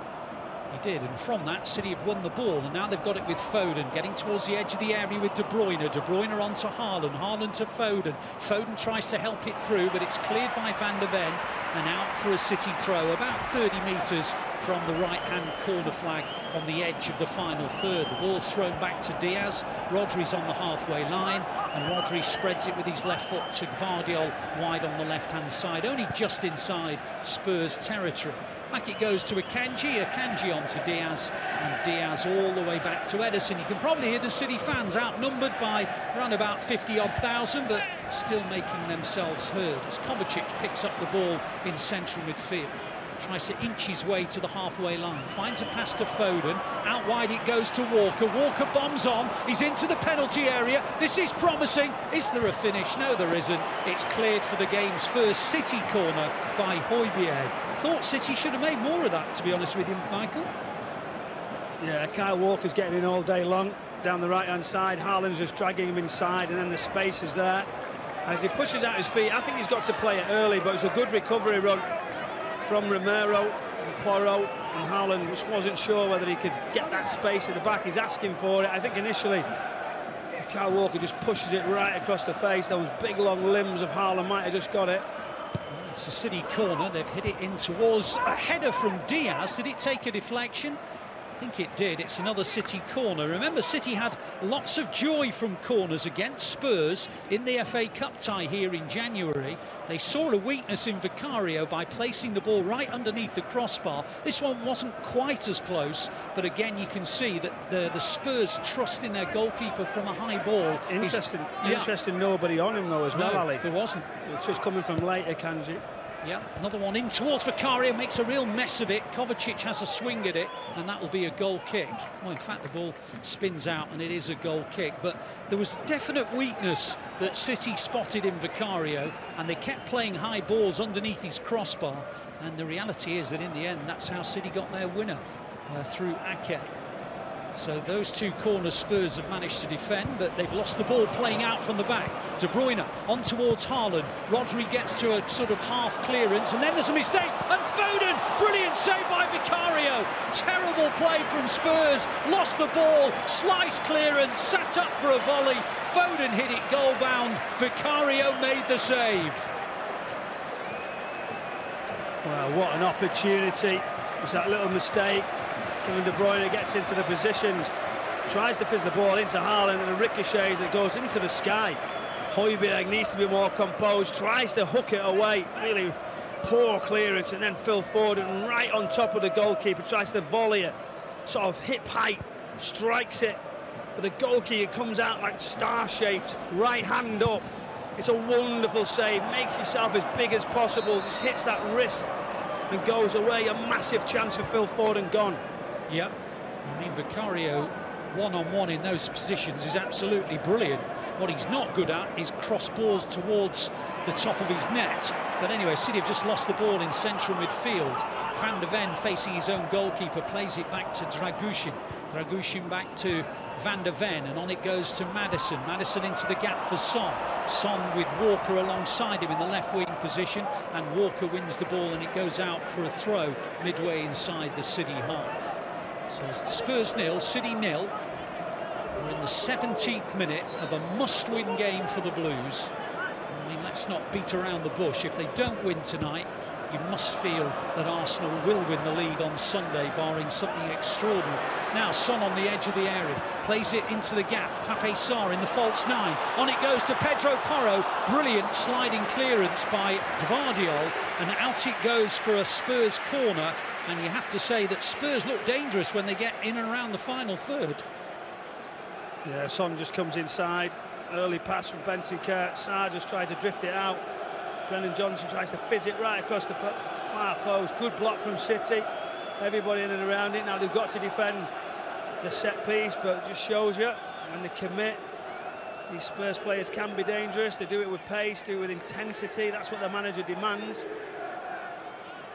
We're in the 18th minute. There's a posse of players in and around the 6-yard box. The ball comes out swinging, and it's headed on to Son, who looked offside to me, but the flag has stayed down. The City players are saying that should be offside. To the naked eye, he was well offside, and then in the end, Son plays it in. Still, the flag's not gone up, and well, maybe it's not going to go up. No, it's not. City have done to try and win it back in the right-back position. They do. And Rodri plays it, and Bernardo Silva thumps it out of harm's way. Well, to the naked eye, Son looked a foot off, but the assistant didn't flag, and now play has gone on, so it doesn't really matter anymore. Vicario helps it on, and the ball is in the middle third as far as Spurs are concerned. Inside their own half, though, with Bentancur. Back it goes to Dragushin. Dragushin looks up and plays it to Pape Sarr, who all of a sudden is the deepest man back, having been the furthest man forward for most of the first opening 18 minutes. Højbjerg on to Van der Ven, still inside their own half. Good football though from Spurs, and Maddison on to Son. Son just inside the City half, ball into the gap for Højbjerg. First time ball is blocked by Akanji, who picks up his own clearance in the right back position, and any danger that was there has now gone. Ball is with Kovacic, who helps it on beautifully on into the path of Gvardiol. City still inside their own half though. Guardiola goes backwards into the possession of Ruben Diaz, who helps it on to Kovacic, and then on to Foden, and then on to Guardiola, and back to Foden, and on to De Bruyne, and now to Foden, and now there's a gap for Haaland, and Haaland with Van de Ven.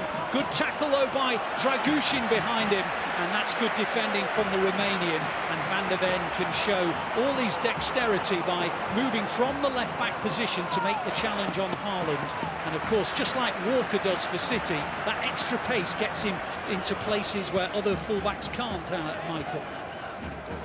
Yeah, some good defending. Just Erling Haaland's pointing, we've seen him many times where he says, into my path. The ball just slightly behind him, under his feet. Couldn't get it away. 2 Spurs players in and around him just as he thought he could. Dragushin just recovers, gets it, and then as he plays the next ball, pass forward, that'll give him confidence. And fascinating game, tactically brilliant. It's been so good so far, and actually watching Spurs play with confidence. They've been very inconsistent, as you discussed earlier. They haven't got the results previously the weekend, and there's an injury, a concern, which hopefully he's going to be okay, Phil Foden. Yeah, it was Bentancur who followed through on Foden after winning a tackle. Let's have a look at the replay. Yeah, he's trodden on his foot, hasn't he? So it's base of the studs. No intent. It's one of those, isn't it, where he's just trying to get to the other side, and Phil Foden's not complaining in any way. So I'm thinking, what in our picture, Pep Guardiola wondering what's next as he strokes the bottom of his beard. Amazing what his thoughts are. You won't mind getting to know what he is thinking right now. Well, what he's thinking is City need to be just that little bit more precise in their possession, because they've just lost the ball from that free kick that was won from the challenge by Bentancur, who has the ball inside his own defensive third. Up it goes to Pedro Porro, who loses it to Foden. Rodri picks it up. Kovacic, Akanji, Rodri, back to Kanji on the halfway line. Even further back to Diaz inside the centre circle. Kovacic gets away from Sarr and finds Diaz, and on to Rodri, and then to Kovacic, and on it goes to De Bruyne. De Bruyne into Foden. Foden into the gap for Walker. Walker in the right wing position, looking up, drills it across, cleared well by Romero and picked up by Son. And now it's Maddison, and now the counter-attack is on, and Son will stride purposefully forward down the left side. He's got Bernardo Silva in front of him.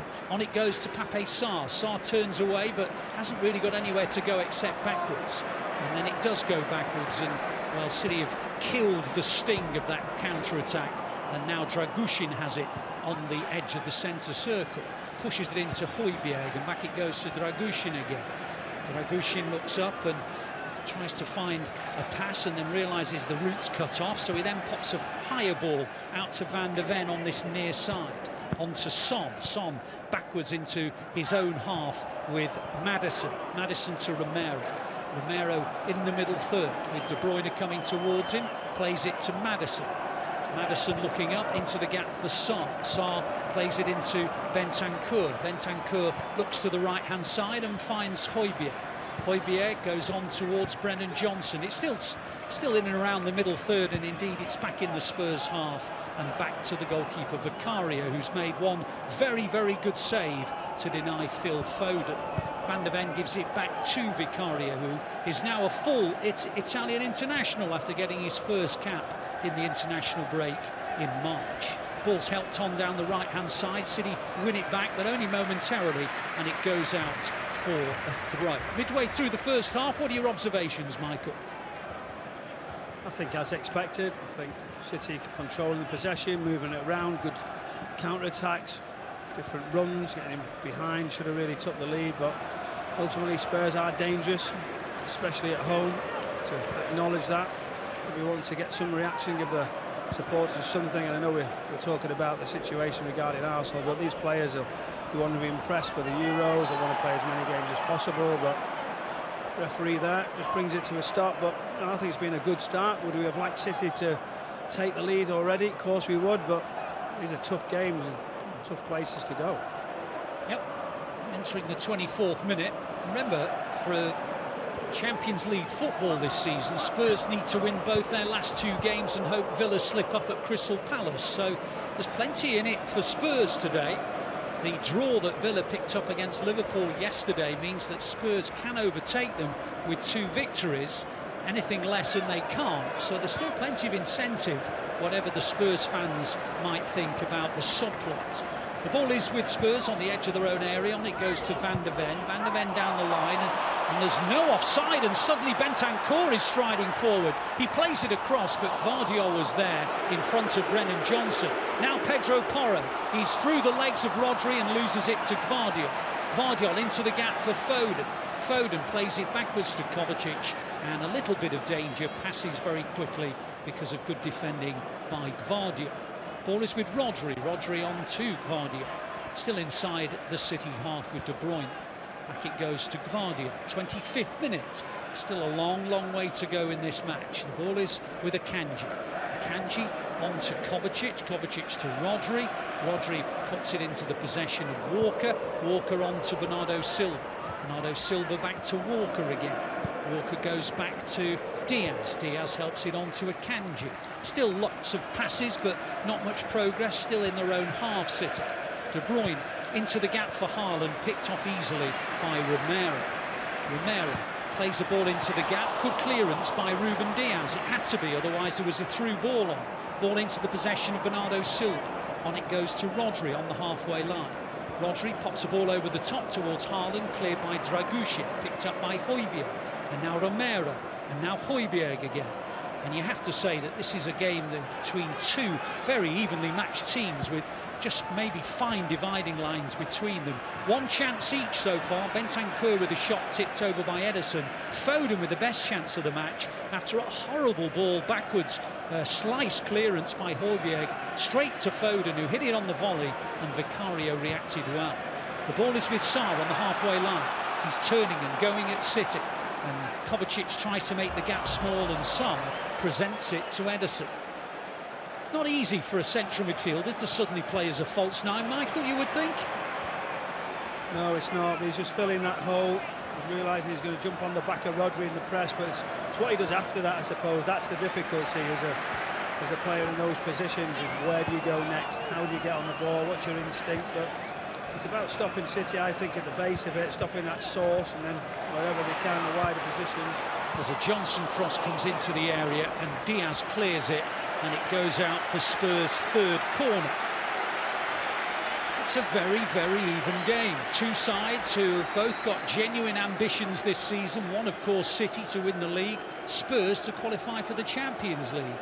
And it's been one of those games where I can't honestly imagine that anyone thinks that either team are on top. Corner's taken short. Maddison gets it back again. Goes back to Sarr. Wasn't a great ball, but Porro's there. Helps it on to Sarr, and back to Porro, and back to Sarr, and they're going further and further back. Halfway line is Højbjerg. Højbjerg plays it across to Son on this near side.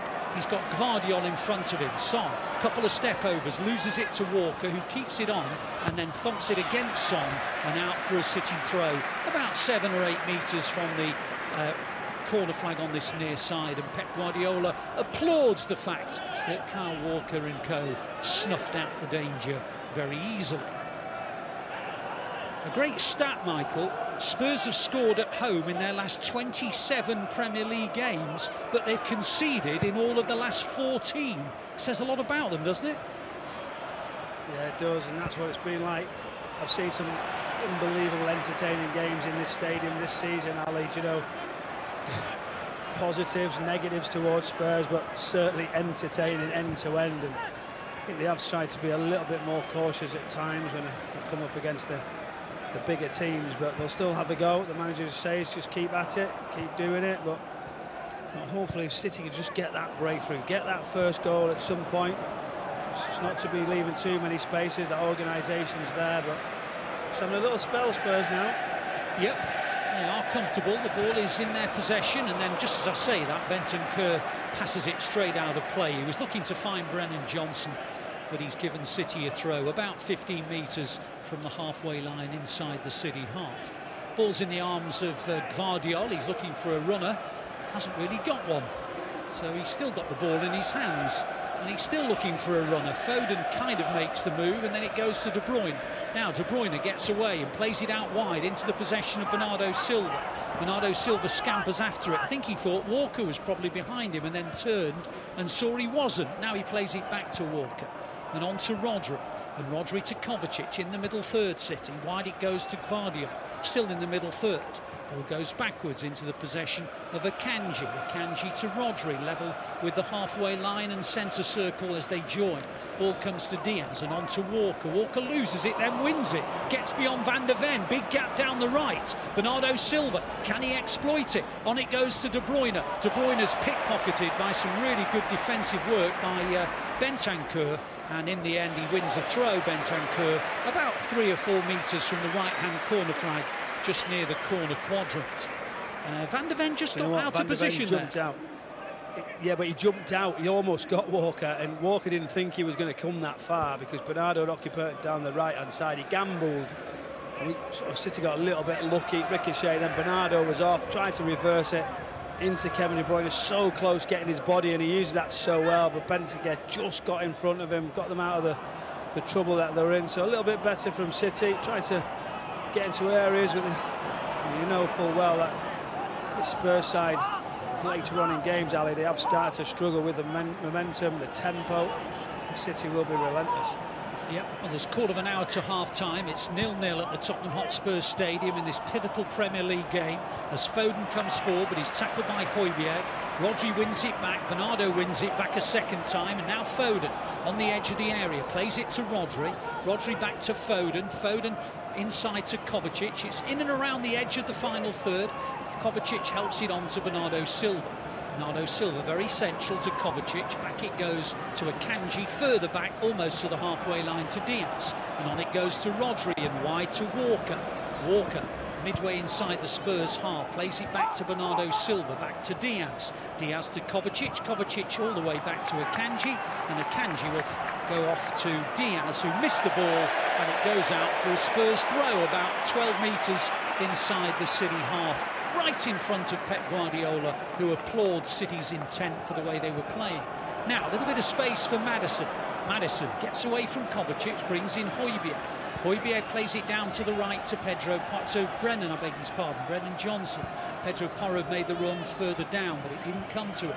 On it goes to Højbjerg, and back to the halfway line to Dragushin. Dragushin on to Van de Ven. Van de Ven wide to Son, midway inside the City half. Back it goes. Van de Ven back into his own half with the ball to Dragushin. Dragushin helps it on to Romero. Romero looks up and plays it to Højbjerg. Good possession from Spurs, but City win it back with Guardiola. And then Højbjerg plays a pretty aimless ball forward, and Akanji will guide it back to Ederson. Ederson finds Bernardo Silva on the edge of the D. On it goes to Diaz. Diaz, well, lack of communication, and the ball's gone straight out of play for a Spurs throw, which they take quickly. Bentancur getting towards the edge of the final third, still in the middle third though, with Maddison and Van de Ven, and now Dragushin gets it back from Højbjerg, and on it goes to Sarr and back to Maddison, still in the middle third, Spurs. But probably edging possession, to be honest. The ball goes further across to Romero. Romero inside his own half with Haaland in front of it. Goes back to Højbjerg. Højbjerg into the gap for Bentancur. Bentancur back to Højbjerg. Højbjerg on to Sarr. Still inside their own half. Now Højbjerg comes forward, and on it goes. A good ball as well. Brennan Johnson down the right-hand side. Pedro Porro's in the centre-forward position, and the deflection on the cross, and Ederson in a sort of squatting position like a fielder on the boundary rope, just bounces off his forearm and out for another Spurs corner. I think the danger is when it goes out to Brennan Johnson. I've watched him for many years. You don't back off. Guardiola's just waiting to get across, but once you let him have that space, he squares you up, pushes it, and you're always going to struggle to recover. He does just get a little nudge on it, nearly catches Ederson into the near post. But go a little bit tighter, a little bit earlier. Don't be afraid to commit defensively one-on-one. It's another Spurs corner. Their fourth of the game, an outswinger. It's eluded everyone. Son picks it up, and then he he's hit it so badly, it's nearly stayed in play on the far side. In the end, Kevin De Bruyne wins a goal kick. The Spurs supporters can't believe it. Maddison is completely puzzled, but it is a City goal kick. I don't think it was, to be honest. I think it was a corner, but anyway, goal kick is the verdict. And there are 12 minutes to half-time, and yeah, it did come off De Bruyne last. But anyway, we'll let that one go. How can they get that wrong? I don't know. You know, the officials. I don't know. I mean, yeah, it certainly helps City for certain. Brilliant work, Kevin De Bruyne. He's seen the danger, to be honest. He got really from the edge of the area, realised where it was going to ricochet, got pressure on. Even if it was a corner, he'd done his job, stopped the ball coming back into a central position. Referee got it wrong, but now City come forward, try to get on the ball, a 1v1 situation, which is just a little bit of a concern here. The spell's just dipped. It has, and Son's coming forward, and wide it goes, and Pedro Porro is in the right wing position, plays it across, Rodri heads it away, up towards Foden. Foden brings it down beautifully.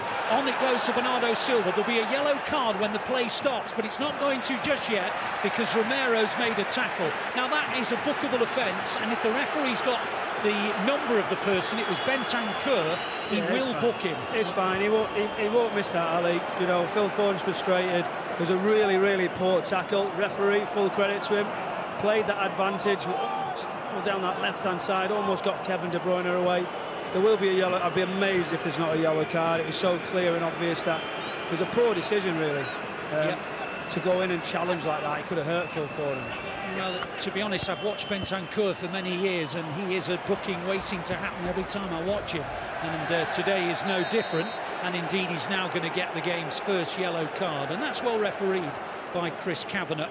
And Bentancur picks up yet another yellow card. It's his 15th in 2 seasons, and if you think he's been injured for large chunks of both campaigns, I'm afraid that tells you an awful lot about him.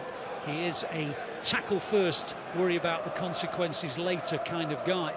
So 10 minutes to half-time, first yellow card of the evening to Bentancur.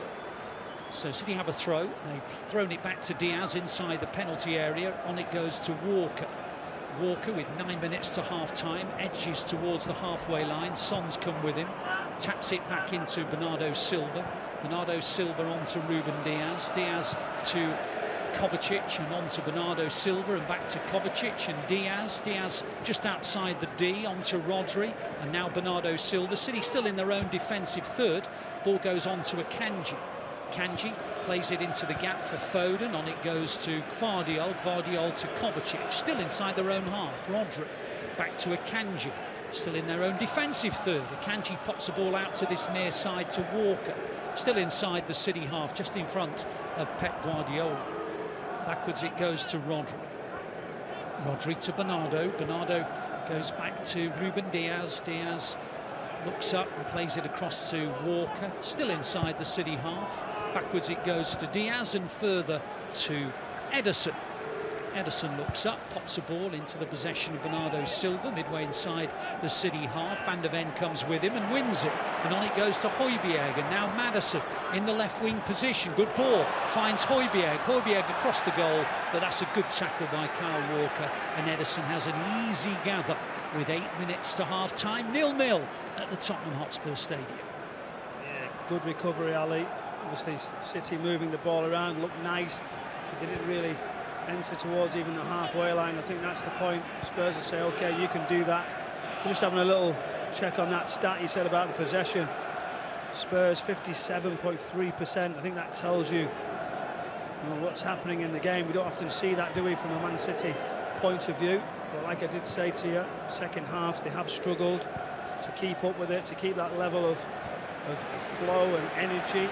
City will be getting into key areas and trying to counter where possible. Yep, and they're moving the ball down the left through Gvardiol. Gvardiol switches it to the opposite side to Bernardo Silva on the edge of the area. Bernardo Silva inside the penalty area, goes back to Walker. Walker's ball over the top. Oh, Gvardiol! He side-footed it over the bar. I'm not suggesting for a second that was an easy chance, but it was a chance, and Gvardiol couldn't quite get over the side-foot volley. Yeah, he made the wrong decision. He tries to sneak it in at far post. I think the goalkeeper probably made him think that the space was on. He probably would have think I'll square it, but it was an unusual position from Vicario. It was a wonderful ball to the back post from Kyle Walker, but he sees that back, Josko Gvardiol. If he could just have that deft touch back across into a centre position, Erling Haaland there for a simple one. Big miss, and generally that quality's there from City point of view, and no wonder Pep Guardiola be going back to the technical area saying, how have we missed that? That's the chance we've waited for.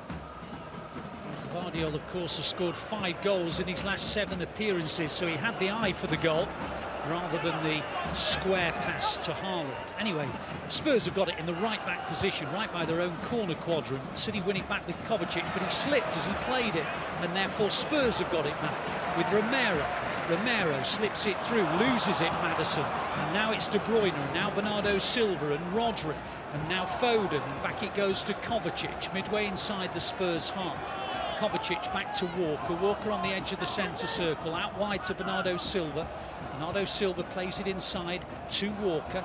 Walker further back to the halfway line to Ruben Diaz. Diaz looks up, and he's fouled by Sarr. Challenged by Sarr from behind.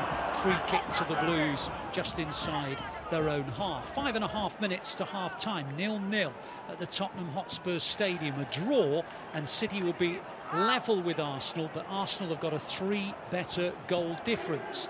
So on Sunday, let's not go there just yet, but on Sunday, if that was the case, City would have to win 4-1 if Arsenal won 1-0, that kind of thing. Let's not go down that route just yet. The ball is with Bernardo Silva. Ball comes back to Walker. Walker goes wide to the opposite side. Gvardiol keeps it in play with a chest control and plays it back to Akanji. Akanji into Kovacic. Kovacic into Gvardiol. Gvardiol onto Foden. Foden attacking Romero, but steps back and plays it into Kovacic. Kovacic all the way back into the City half to Akanji, and Akanji switches over to this side to Bernardo Silva. Bernardo Silva into the gap for Rodri. First time ball to De Bruyne, and he won't get there. Dragushin will, and Dragushin will guide it back. No, he won't. He'll take on De Bruyne and win the goal kick. So with 5 minutes to half-time, it is still Spurs 0, City 0. Both have had good chances. A really good save from the shot from Bentancur by Ederson. A brilliant opportunity for Foden after a miss-hit by Højbjerg gave him a volley. Vicario saved well, and a Gvardiol shot on the sort of side foot volley went over the angle of post and bar. Ball is in the possession of Spurs. They lose it to Foden in the right wing position, sorry, the right back position as they look at it, and it goes out for a City free kick. Pedro Porro is one of the most expressive footballers in the game, pleads that should be a free kick to them and not a free kick to the Blues, and in the end it is a free kick to City, and City have a crossing position wide on the left hand side to put the ball into the area. Good feet, wasn't it? Phil Foden again. It was a foul. I wasn't sure when I first seen it in real time. I think it was unfortunate by the reaction, but when you see it, Phil Foden turns away, just catches the outside of his left calf, and now opportunity. Foden, De Bruyne, they're a little bit deep, this Spurs line, on this wide free kick, right on the penalty spot.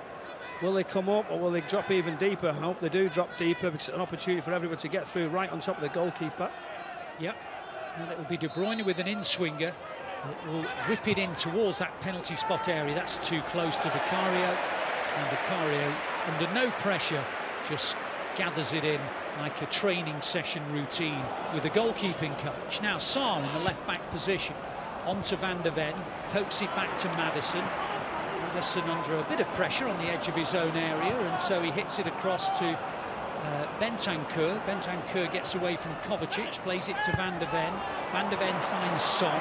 Son, lovely play into Bentancur, and Spurs are coming forward here. There's a man over on the right, but not any longer, because Gvardiol nips in.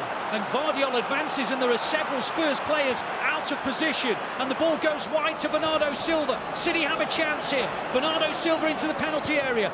Deflection on the cross, and it just presents itself to Vicario.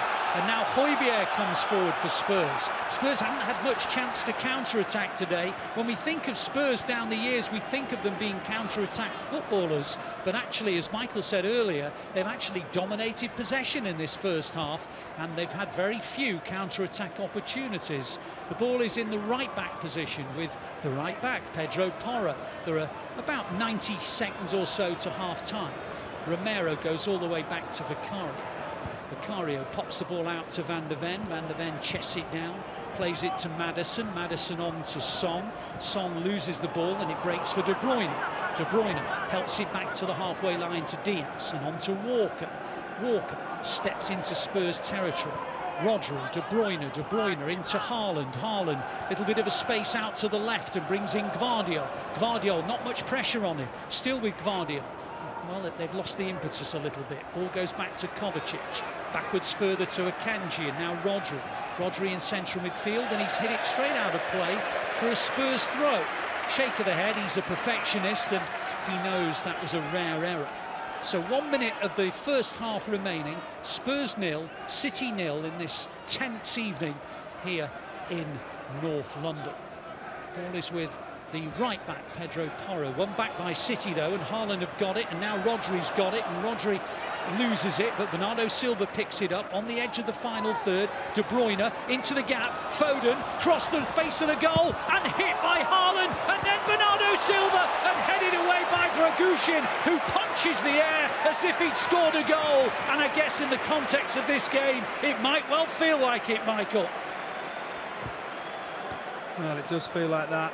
City working it, different areas, moving the ball around and just waiting for that little jink down that left-hand side. Ball comes across in the back post. Haaland tries to get the shot away. First block comes across Bernardo. As we have another little look, how it's ricocheted wide, I do not know. Literally just drifts out into that wide area, but a really interesting first half of football. It's got a little bit tense now. Something to Pep Guardiola to think about, but these are the games, these are the halves that define titles, define big moments, career changing. You know, we're 4 in a row and it's never been done ever before. So real interesting half of football. How City haven't took the lead late on that, I'm not so sure, but something to think about. So at half-time at the Tottenham Hotspur Stadium, it is Spurs 0, City 0. Well, let's go back to the studio and we can join Natalie. So it is half-time and the title challenge remains on a knife edge. It is City 0, Spurs 0 at the break. I'm still joined in the studio by Nedum and by Izzy. Nedum gives you first overall analysis of that first 45 minutes. I think it was interesting the way Spurs were playing without number 9 and for them to be trying to attack down the sides. And you can see that they're having a go, but I don't think it suits them. But I think from a City standpoint, I think it took them maybe a couple of minutes to make the adjustment. But then as I look at them, it feels like they've got other gears to go up through. I don't think Spurs do. But in those sorts of games, this is when you need to be able to punish the opposition. I think they've had 1 or 2 opportunities, say, in attack where you'd want them to be more clinical, you want the final pass to be better, you want to finish with more shots. But I think ultimately going in 0-0 at half-time, obviously they'll be disappointed, but I think this is where the manager and the coaching staff really earn their money because they've seen some stuff which could really benefit them. Yeah. And they imagine that's what they'll be going out into the second half, knowing that they need to get a goal. OK, I like that. Izzy, what do you think they've seen? Well, the best moments that City have found themselves in have come from wide areas. Kyle Walker and Gvardiol. I think Kyle Walker twice, Gvardiol once, where the best chances have come, and then that last one at the end, which was, I think, was offside with Foden. But you'd go in those situations, you want your Bernardos, you want your Fodens, you want your Grealishes, your Dokus, in those areas where they can create. So I think Pep will be looking at it and thinking, right, how does he, you know, go with the structure and maybe bring another attacking player on, sacrifice a defender, maybe be more comfortable with 3 defenders on the pitch and swing it that way. But De Bruyne has not been in the game, and with the game, if it does continue like it is, I hate to say it, but I can see him coming off the pitch because the game isn't made for De Bruyne the way it is. He's had a few opportunities to play Haaland and he's not found him. He's just let that pass. But Spurs are going full throttle, and you've spot on, Nedum. City have still got a couple more gears, but they've just got to find the right key to unlock it now. In terms of that, that's really interesting what you say about De Bruyne there, and I bet there's a few people watching that would be surprised to think that we would ever consider taking him off. What do you mean when you say it's not the game for him? Well, transitional game, and I think there has been, you know, I wouldn't want to take him off at all, but I've seen it with Pep this season where he's actually taken De Bruyne off when people have been surprised by that, but it's actually been, you know, in Pep's mind, for the benefit of the team to get a result over the line. And this is a situation where if he's not been in the game and the game is transitional and it's fast-paced, I would say De Bruyne is more effective when they're a little bit tighter. Now, you asked me 2 or 3 years ago, I'd go, no, this is a game for De Bruyne. But I think there was a couple of times he's just not felt it. Mind you, he'll probably come out in the second half and do something magical, and I'll just look stupid sitting here. But I want to see him on the pitch, but I'm just thinking in my head ahead, I'm going, maybe he'll bring on somebody with a little bit more pace that's going to stretch Tottenham and cause that threat in behind and maybe make Tottenham think twice about this game plan that they put out in the first half. In terms about the game plan that Tottenham have had, you were saying immediately, Nedum, how narrow you felt they were playing, and that was that unexpected for you? Yeah, well, I think some people have seen them play narrow this season, but not necessarily in the way that they've done it now, to where you're seeing fullbacks for City be able to be the ones who are breaking it behind with tons of space in front of them. Maybe some of that's to do with the fact that, say, Van der Ven's play as a centre-back is playing left-back. Yeah. Maybe he wants to be tighter from that side. But it's ended up being an option for City. And also, I think as you look at Haaland, you look at De Bruyne, look at Foden, they're also like really narrow to start with. So maybe that was the plan from City, to create some of that space out wide. But Spurs are giving it a different look. I think the fact that they don't have someone playing through the middle is unfamiliar for them. And they've used it to a certain extent quite well to move the ball to certain areas. But then when there's an opportunity for them to get the ball in the box, there's nobody there. You know, so you can see it's a team that's trying something new. I think that's what it feels like to me. But again, from City's perspective, like, after a while, it's not new. And yes, they had 1 or 2 opportunities to be able to read it. But to almost piggyback on what Izzy was saying as well, this is like a width game. And I think for some of the areas in which players have gone through, whether it's been Guardiola, whether it's been Walker, if you could get that whereby it's a Grealish, it's a Doku, it's an Oscar Bob, then maybe the outcomes are different because they're more aggressive and their first thought isn't to necessarily cut back for someone, it's to drive towards a goal, because some of these opportunities, like, you don't get them many times over within a game. In terms of statistically, I don't know the last time I recall any game where City have not dominated possession. Spurs have 55% possession in the first half. What do you think that tells us, Izzy? Well, that makes me think about the start of the game, where, you know, you can always see in the first 5 minutes of a game how both managers have set either team up. You called it within 5 seconds, you went false 9. False 9 as in Spurs were playing without a striker. And Spurs, that then gives Spurs the opportunity to dictate the ball more from deep. So the keeper, the back 4 and the midfield 4 or 5, however you want to look at it. Because they don't have a striker up the pitch, they've got more bodies in the build-up phase. So with that makes me think Spurs are trying to retain the ball because they know City are so good with the ball. So they've opted to kind of suck City in and play on the break. I don't think City will be too concerned with that figure because City will know as much as we do sitting here that they have got an extra gear. Like Rodri's been passing the ball, that play that's so uncharacteristic of him. He'll figure it out half-time, he'll be fine. And the rest of the team will come out fine. It'll just be a couple of little things. But Spurs are in a false sense of security at the moment. They think they're in the game right now, which they are. But City, you know, once they find that key, it could get nasty for Spurs. Yeah, we saw an error by Rodri, you know, happens every now and again. We saw a couple of errors by Ruben Diaz as well. Do you think there's an edge of nervousness in the team? There might be, but I don't think it's any more than any sort of normal game, because in the build-up to it, I think you feel it. But once you're actually playing, and you know, some of those errors, like for Rodri, it's happened right at the end of the first half. You know, for Ruben, it's halfway through the first half. They've done lots of good things to that point, so I wouldn't necessarily pin that down to nervousness. I think people just make mistakes, but it surprises you due to the nature of those 2 mistakes that we're talking about. Because Rodri ball, you know, it wasn't close to anyone. The Ruben Diaz one, it's a misunderstanding with Bernardo Silva, who, you know, he's played with for 3-4 years now and plays with for international football. So certain things are just slightly off. But I think what's best now is, I think at times when you see City and you don't see them be at their absolute best, you know that they'll get better. Whether it's a personal pride thing, whether it's a collective pride thing, whether it's a management thing or the task itself. So the way they'll play in the second half will likely have a bit more sort of like impetus, a bit more energy. It'll be cleaner, it'll be more decisive, because they know that they have to get better and know that they can get better as well.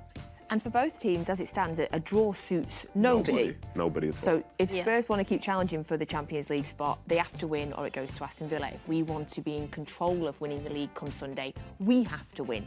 How's that impact the second half? I think it impacts it a lot. To be honest, the way that I perceive this game, it feels like a second leg of like a Champions League game or something. Definitely. Because the end outcome, even though it's like 3 points, it feels like something else. It feels like more. Yeah. You know, for Spurs to have a chance of them finishing top 4, they have to win. For City to know that going into the game, like imagine the feeling. If you win this game today for City, you can focus 100% of your energy towards doing what you have to do and not worry about what Arsenal do. Yeah.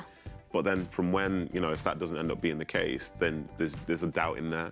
You know, when you have to rely on hope as well as brilliance, it puts you in a funny position. But as I say, I think as this game progresses, whoever scores first or so on, like if this is 0-0 after 80 minutes, you're probably going to see some attacking changes from both sets of teams. And I think that's where City will probably benefit more because they've got more attackers available. And I think they've got more sort of like way to try and defeat a team. Whereas for Spurs, it feels like it's Kulusevski. And then maybe like, you know, something positive happening with a bit of individual brilliance. So in terms of any changes, I mean, with Pep, it's always hard to guess. But I mean, at half-time, it'd be very unlikely ever unless it was enforced. In terms of the second half, what do you want to see towards the start of the second half, and when do you think we might see some changes? The interesting player that I think would be suited right now is Grealish, and the reason I say that is because the amount of fouls he draws. And I actually think City can benefit now from maybe taking this thing out of Spurs a little bit by getting Grealish out 1v1, nicking the ball around his fullback or winning a foul, slowing the game down, taking control again. Because City have to remember, you know, they're champions. They're on the quest to get their 4th consecutive Premier League trophy. They're in control of the situation. They need to bring some of that control into the second half because I think the way that Spurs have set up is to take away the control from City. So for me, I would put Grealish maybe at some point, maybe see how the second half pans out, but Grealish is the man that I would turn to. I don't know what you think, Nedum. Yeah, I think Grealish could be a good option actually because I see like the attacking potential of a Doku, you know, when a game is stretched, but then you don't have to win the game in the 46th minute. No. So someone like a Jack, if he happens to be someone that will come on at half-time, you know he's got that defensive side of things as well as the attacking stuff. And I think he can have a... Right now, I think he has a better feel for a Premier League game than Doku does. But one thing for sure is that if the game is progressing and City need goals, like Doku, Alvarez, Oscar Bobs, you'll see those faces and it'll be the type of game that, you know, you'll be really interested in. In terms of experience, if you're thinking about Jack and Doku, obviously Jack was there last season. Jack has experienced this level of pressure with City and this level, whereas it'd be new to Doku. Is that something you take into consideration? Not necessarily, because, you know, we don't know how someone's going to deal with pressure until they actually deal with it, you know. So to say that you can't, like, it's one of those paradoxes. So some people they only want experienced players to play in big moments, but then you'll never play in a big moment if you don't have the experience. Yeah. At some point, you have to let someone try it out. And I think the manager, the coaching staff, they'll know the strengths and weaknesses of every player in that squad. And every strength can be suited to any particular situation. So I think with that in mind, if they make a change, they'll make the right call. Whether it's, you know, Kevin coming off, Bernardo, whomever rather, it'll be the right change for the moment. And I think the biggest thing at halftime now, I think Pep would have said to his players, everybody calm down. Yeah. This is how we're going to do this. Because realistically, as we've seen through lots of these documentaries across the years, you know, he doesn't get flustered by moments because he can take himself away from that and see what's needed to be successful. Thank you very much, as always, for sending in your WhatsApp questions. I'm going to get through a few of them now. There's a good variety of questions this evening. So, Lewis says, when Guardiola was younger, he wanted to be a striker. I think we're seeing that now, Lewis. So I wanted to ask, when the guests were younger, did you want to play in a different position? Yes, absolutely. Striker? Was everyone a striker? Well, I think when you think about, like, have you ever seen someone do a knee slide after making a tackle? Yeah. No, you see them punch in the air. Because you want that moment where you're wheeling off, doing all the celebrations. That's what you thrive. That's realistically, that's why we watch football. Yeah. You watch football for the goals. And I think if you can become the person that gets loads of those, then yeah, I'd imagine you want to be a striker. Don't get me wrong, after a while you realise it maybe doesn't suit you and suit your game, and other strengths might be yours. But there's a feeling about scoring a goal, which is the thing that you just can't get enough of. And if you're good enough, you've got to be a striker. And of course, you would know about that from your Copenhagen goal, which we've not talked about in a while. Yeah, I scored in Europe for Man City, yeah. I did do that, yeah. Okay, is he? Big time. I played right wing growing up, and to be honest with you, I moved from right wing to centre midfield, and I think I was one of the people that preferred assisting than scoring. So I found those two positions, I was assisting a lot more than scoring. And then at City, I became a goal-scoring midfielder. And it was almost like my mindset had switched from wanting to assist people to, I was like, no, give me the ball inside the box and I'll score. So you want the knee slide? Yeah, I've done a few knee slides in a City shirt. Thrilling feeling. Yeah, it's a good feeling. I have a 6-year-old. They all want to be a striker. All of them. They're all scoring the goals. They're all chasing the ball. Nobody's assisting. Nobody is passing. Love that question. Thank you so much. Lewis has said, City players are under pressure today, but what's the most pressure Nedum and Izzy remember playing under? For me personally, I think from a City perspective, I was lucky enough to be around the City team when they won the league in 2012 for a bit, played in a couple of games there. But from a personal one, it's almost 10 years ago to the day. In fact, 10 years ago on Sunday at QPR, we won the semi-final of the playoffs. And then the final was 2 weeks later. And to play at Wembley, knowing like almost the fate of the football club depended on you winning this game of football, that was true pressure, especially because we were like heavily favoured to be going up anyway. Like obviously the club itself isn't doing great now, but the club wouldn't even be in a position it's in now if we didn't go up that season. So that was huge pressure, and you know, that's why they call it the richest game in football. Love that. So Man City playing for City against Lyon, semi-final or quarter-final of Champions League here, second leg. And I got the nod from the manager to move from my centre midfield role into a false 9. Like a couple of days before the game. So it was quick turnaround, quick training sessions. I felt a lot of pressure, but I loved it, absolutely loved it. Love that. Leon as well. Crikey, thank you. Thank you very much for the question. Also, I'm just going to make sure that Nedum knows here as well. People responded to your WhatsApp. The teams are in the tunnel, so we're going to go back now. But I just want to quickly let you know we did a moment of the season before the game. Nedum disagreed with... Oh, no, not a moment. Assist of the season. Well, just to say there was absolutely loads of people that replied agreeing with you. Some disagreed with you, but the majority agreed Power of engagement, you know what I mean? Yeah. Get a single camera on me. Happy days. Nedum, Izzy, thank you very much. The teams are coming back out. We'll be back with you in 45 minutes. I will be crying. I'm just going to tell you. Either way, I'm going to be crying in 45 minutes. So get yourself back over to the City app if you're not watching on there. Alistair Mann and Michael Brown will take you through this full second half. City need to win to continue the dream of 4 Premier Leagues in a row. Come on, Blues. We got this. We'll see you in 45 minutes.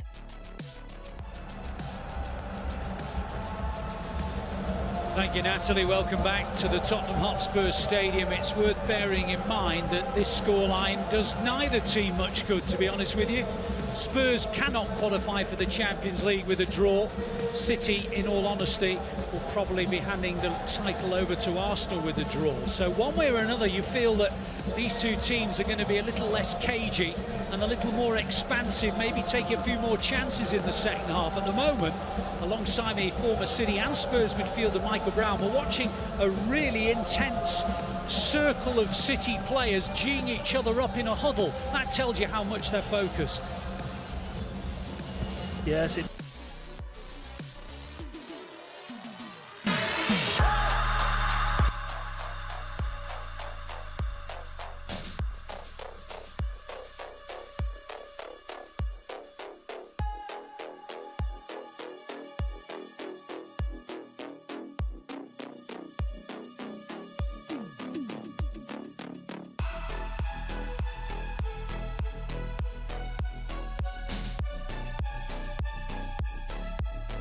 City get underway with De Bruyne getting it all the way back to Ederson.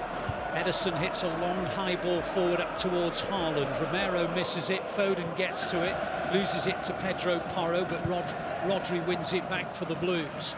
Ruben Diaz in the centre circle, just goes out of the centre circle and plays a ball out wide to Walker. Walker inside the Spurs half, goes on towards De Bruyne. De Bruyne with Dragushin. Dragushin's challenge comes off De Bruyne and goes out for a goal kick. I don't think the assistant knew what it was. I don't think the referee knew what it was. In the end, they kind of both agreed that it was a goal kick to Spurs. The interesting statistic from the first half is that Spurs had about 57-58% possession. Now, if you look back through the previous games at this new stadium in recent years, City have had 65, 66, 67% possession. It is a very different Spurs team, and they've lost the ball, playing out from the back, and De Bruyne on the swerve. Great save for Cario. Spurs playing out from the back, made a horrible mess of it. It broke for De Bruyne. I don't think it'll reach, or it did reach Gvardiol. Porro, I think, gave up on that, and Foden's got it. Foden has Romero holding on to him. Lays it back to Kovacic. Kovacic gets away from Romero, helps it on to Bernardo Silva. Bernardo Silva scampers forward, still midway inside the Spurs half, goes back to Diaz. Diaz on to Akanji. Akanji in the centre circle. On it goes to Diaz. Diaz under pressure finds Kovacic. Kovacic taps it on to Foden. Foden out wide to Gvardiol. Gvardiol to the edge of the Spurs area, goes backwards to Kovacic. Kovacic goes backwards further to Akanji. Akanji to Diaz. Diaz pops it out wide to Walker. Walker takes it on the chest, about 40 metres from goal. Plays it back to Bernardo Silva. Bernardo Silva helps it on to Kovacic. Kovacic inching forward, goes on to De Bruyne. De Bruyne in a crossing position, hits a bending ball beyond Foden, which Pedro Porro will tidy up on this near side. Pedro Porro plays it down the line up towards Sarr. It's a good ball. Diaz comes towards Sarr. Sarr, the false nine, keeps on coming, gets towards the final third. On it goes to Johnson. Johnson's ball in low. Son at the near, and Ederson blocked him. Didn't look as though Son should get to it, but he did. And then Ederson just blocked him as he was trying to clip it over the top. Sort of a half chance, but maybe a big chance in the context of the game. Yeah, Brennan Johnson takes the wide cross early. Son comes from nowhere, just tries to creep in front of Ederson. He's got great awareness. He just tries to dink it over him. It just comes across, just catches the side of his leg.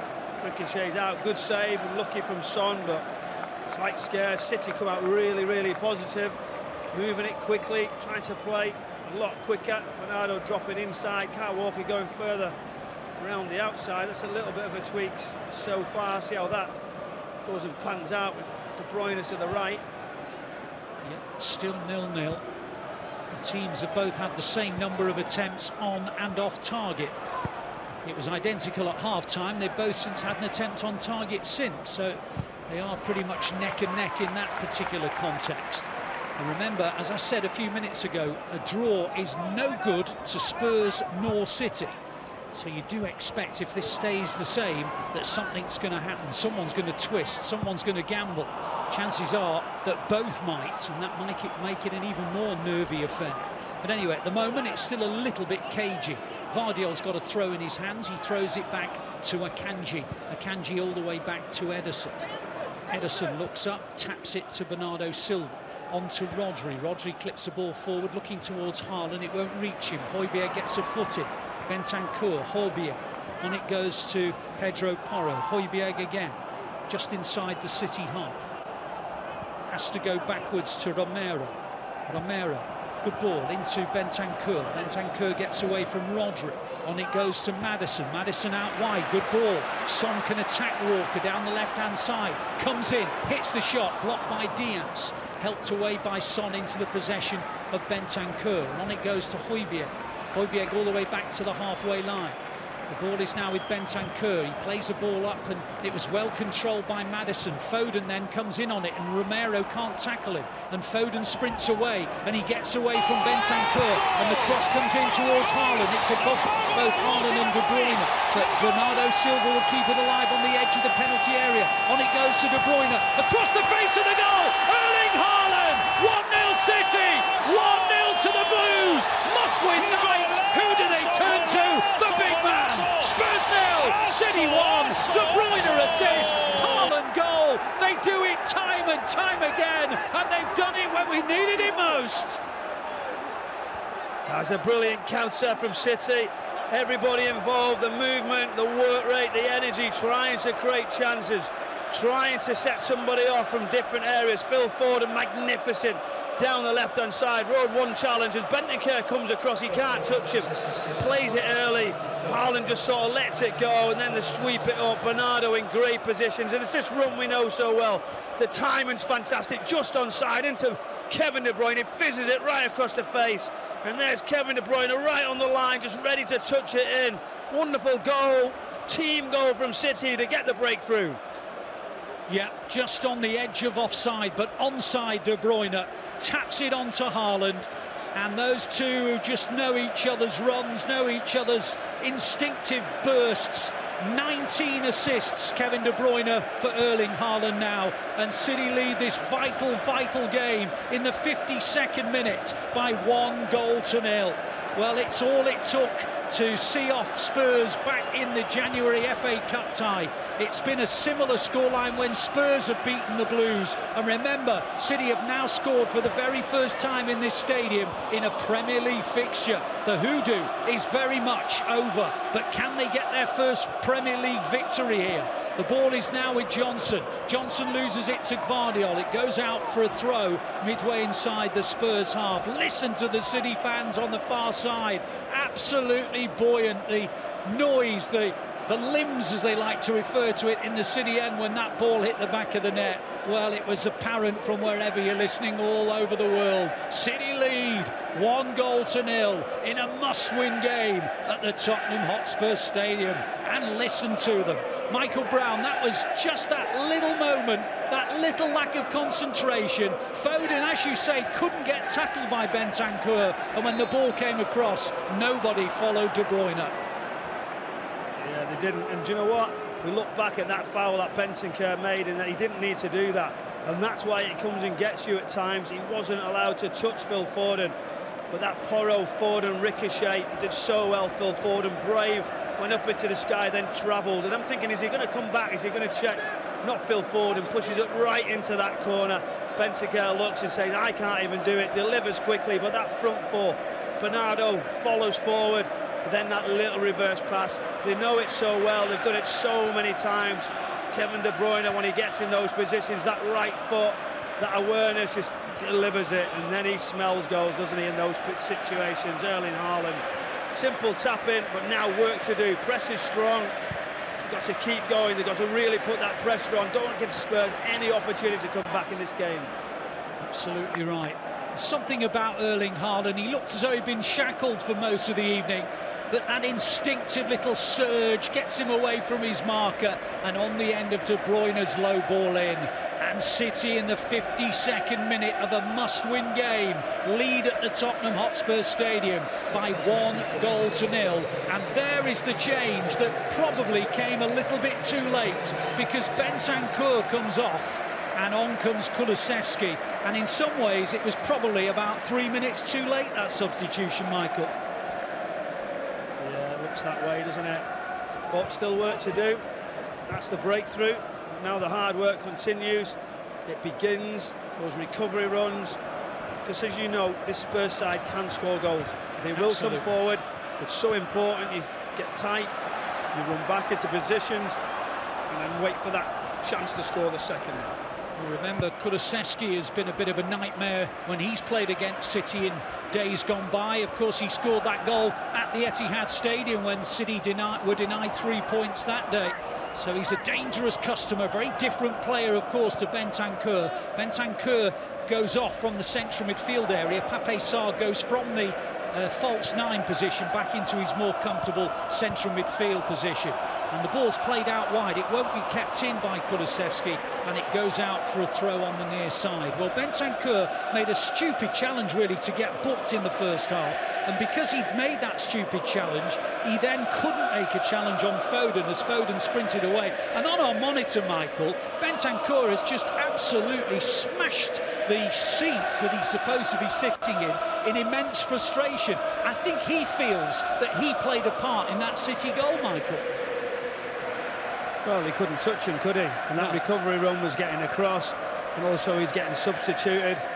And to be honest, it's not his fault really that the goal came. Do you know, Porro should have won the first one with Phil Foden. Oh, City have just lost it. I'll pause you there, Michael. The ball is with Brennan Johnson, and now it's Pedro Porro. On it goes to Pape Sarr. Pedro Porro loses it though to Rodri. Sorry, Michael, continue. You know, it wasn't his fault, but his contribution was significant, and De Bruyne's down in agony. De Bruyne's down in agony. That doesn't look good at all. Michael, this does not look good for KDB. Not one bit. There's something wrong, something's gone. And Kevin De Bruyne, I've got full eyes on him now. I'm hoping something goes, get the medical staff on. He's in a lot of pain, he just tries to take it away. There's a little bit of a pull, but if I'm honest, there wasn't a great deal of contact, but I just think Kevin De Bruyne's something goes. There wasn't a big sort of challenge from Pape Sarr trying to get a look. I just think Kevin De Bruyne is somewhere in his hamstring. Something's gone, mate. He's not in a good position. No. And it wasn't necessarily for the contact. No. I mean, it was a little nibble by Pape Sarr. He intended to catch him, but it wasn't as cynical as it sounds. It was never a sending off offence. I just feel bad here now. This is not good. His arms across his face. No. He's had a lot of injuries, Kevin De Bruyne. He'd been there when watching him when he'd had that last one when he went for surgery. He was distraught. He's come back really strong. He's the one who's just set that goal up, and let's hope that it's just something that can come of this, but it does not look good for Kevin De Bruyne. We get another little look of his brilliance just moments before down the right hand side as he fizzes the ball across into Haaland's path, but yeah, he's banging the floor and he's on that turf waiting. No, Pep Guardiola, I'm sorry to say, on his hips. Yeah. Kyle Walker just has a little chat with him. Doesn't just look see good. Medical staff all around. Doesn't look good. No, it really doesn't. Sarr becomes the second player, but De Bruyne looks a little more comfortable than he did, which is a good sign. He's now doing up his shoelaces. Tell you what is a good sign, he's putting his boots back on. Yeah, that correct. Is a very good sign. Correct. He's felt something, Ali, there. Well, he has. Something went in his body for him to have that reaction. Yeah. Because the contact wasn't that great. It was more as he comes out of it, he might have rotated, he might have turned. But they have to be sure they get this decision right. Well, all echoing around the stadium is "Stand Up If You Hate Arsenal." It's coming, of course, from the Spurs supporters. De Bruyne is walking, well, not walking, that's too big a description. He's hopping almost to the sideline. Is there going to be an attempt to run it off? Surely not. Surely he knows his body well enough, but he's coming towards the sideline. There's a discussion. Is he going to try and battle on? I can't imagine it, will he? Well, maybe they're going to see if he can run it off. He doesn't want to give way, does he, Michael? Yeah, he's going to have a go. I just wonder where that injury was, because it looked like when you turn like that and you go to set off, that obviously states that there's a bit of a muscle injury. So, as I said to you, there wasn't any real contact, but being a real wait, a lull in play. Spurs coming to press. The concentration levels have got to be high now. No risk in those areas. Yeah, City have just lost it, building from the back, and then Vardio wins it back, but he's right by his own defensive corner flag, and now he wins a goal kick. Well, De Bruyne is going to try and run it off. I mean, I say run it in inverted commas because I'm not sure he'll be able to run that freely. I guess he'll know, won't he, Michael, the first time he tries to go maybe at three-quarter pace. Yeah, he's moving okay. They just wouldn't let him back on for a long time there. It's the frustration with the manager. You see, he's got Josko Vardiol is stuck in that corner. He does well, really, under pressure. He managed to get a goal kick. He's overplaying a little bit for the press here. City have just got to be a little bit careful. Yeah. They're building from the right-back position. Walker wins a throw. Level with the edge of the City penalty area. There's still 30 minutes to go. And, of course, because City are leading, that 30 minutes is going to go incredibly slowly wherever you're listening to the commentary around the world. But anyway, Spurs have got it with Maddison. Good tackle on him. De Bruyne tries then to win it. Kulusevski comes forward. Maddison falls. And then Metz puts in a cross and it deflects out for Spurs' first corner of the second half. Well, there's going to be pressure from Spurs. They need to win this game, remember, so they're going to have a real go at City, and it's going to be a nervy old last 29 minutes or so. Yeah, it is some good counter-attacking play. Maddison drifting down the left, good block near post. Now, so you've got to concentrate on these set pieces. It's going to be an in-swinging Maddison corner. City will try and win it. They did with Walker, but Dragushin will keep it in Spurs' possession. Plays it back to Højbjerg in the right wing position. On it goes to Kulusevski. Diagonal ball in, and Ederson gets there, and he's then collided with. He is collided with by Romero. Romero's gone in on Ederson. The City players are furious, and Romero is apologising, but Ederson has been absolutely poleaxed by Romero. And, well, there's a sign from Diaz that he's got maybe a tooth been knocked out, something like that. And City might have to take him off here. He's got to go, he's in trouble. The players are not happy, they're running for the medical staff. He's in trouble, Ederson. And do you know what? It's a wonderful ball, Kulusevski, back post, but the goalkeeper's got every right to get across, and it was dangerous lunge. We're waiting to get another look at it. But the players are not happy straight away. They knew there was a big contact. Very, very brave, and that far post from Ederson as he gets down to the feet. We'll soon see whether Romero's left anything on him, whether it's over and above. We haven't seen any sort of replays yet. No, we have not. But again, more moments, more drama. Doesn't get any bigger here at the stadium with what's at stake. Fascinating. Well, De Bruyne.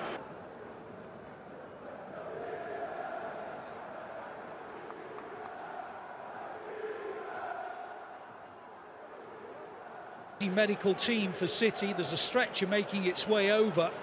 The City players were extremely unhappy. VAR deep in discussion. We've not seen a replay, which I'm finding fascinating. Nobody's running the replays in, Ali. Absolutely. That's the point. Why is nobody running the replays? I don't know, maybe.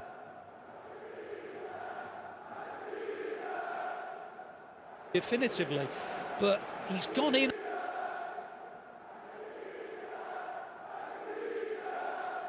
Not had the definitive answer. I wonder if Chris Kavanagh might get sent to the monitor. There's just a feeling that hasn't.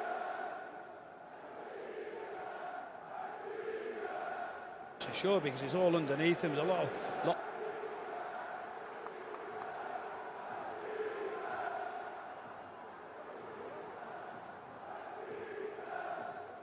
Anyway.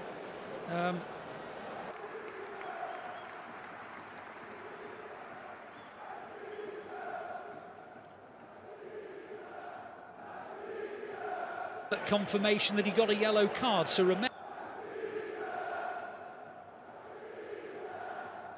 Romero's been booked.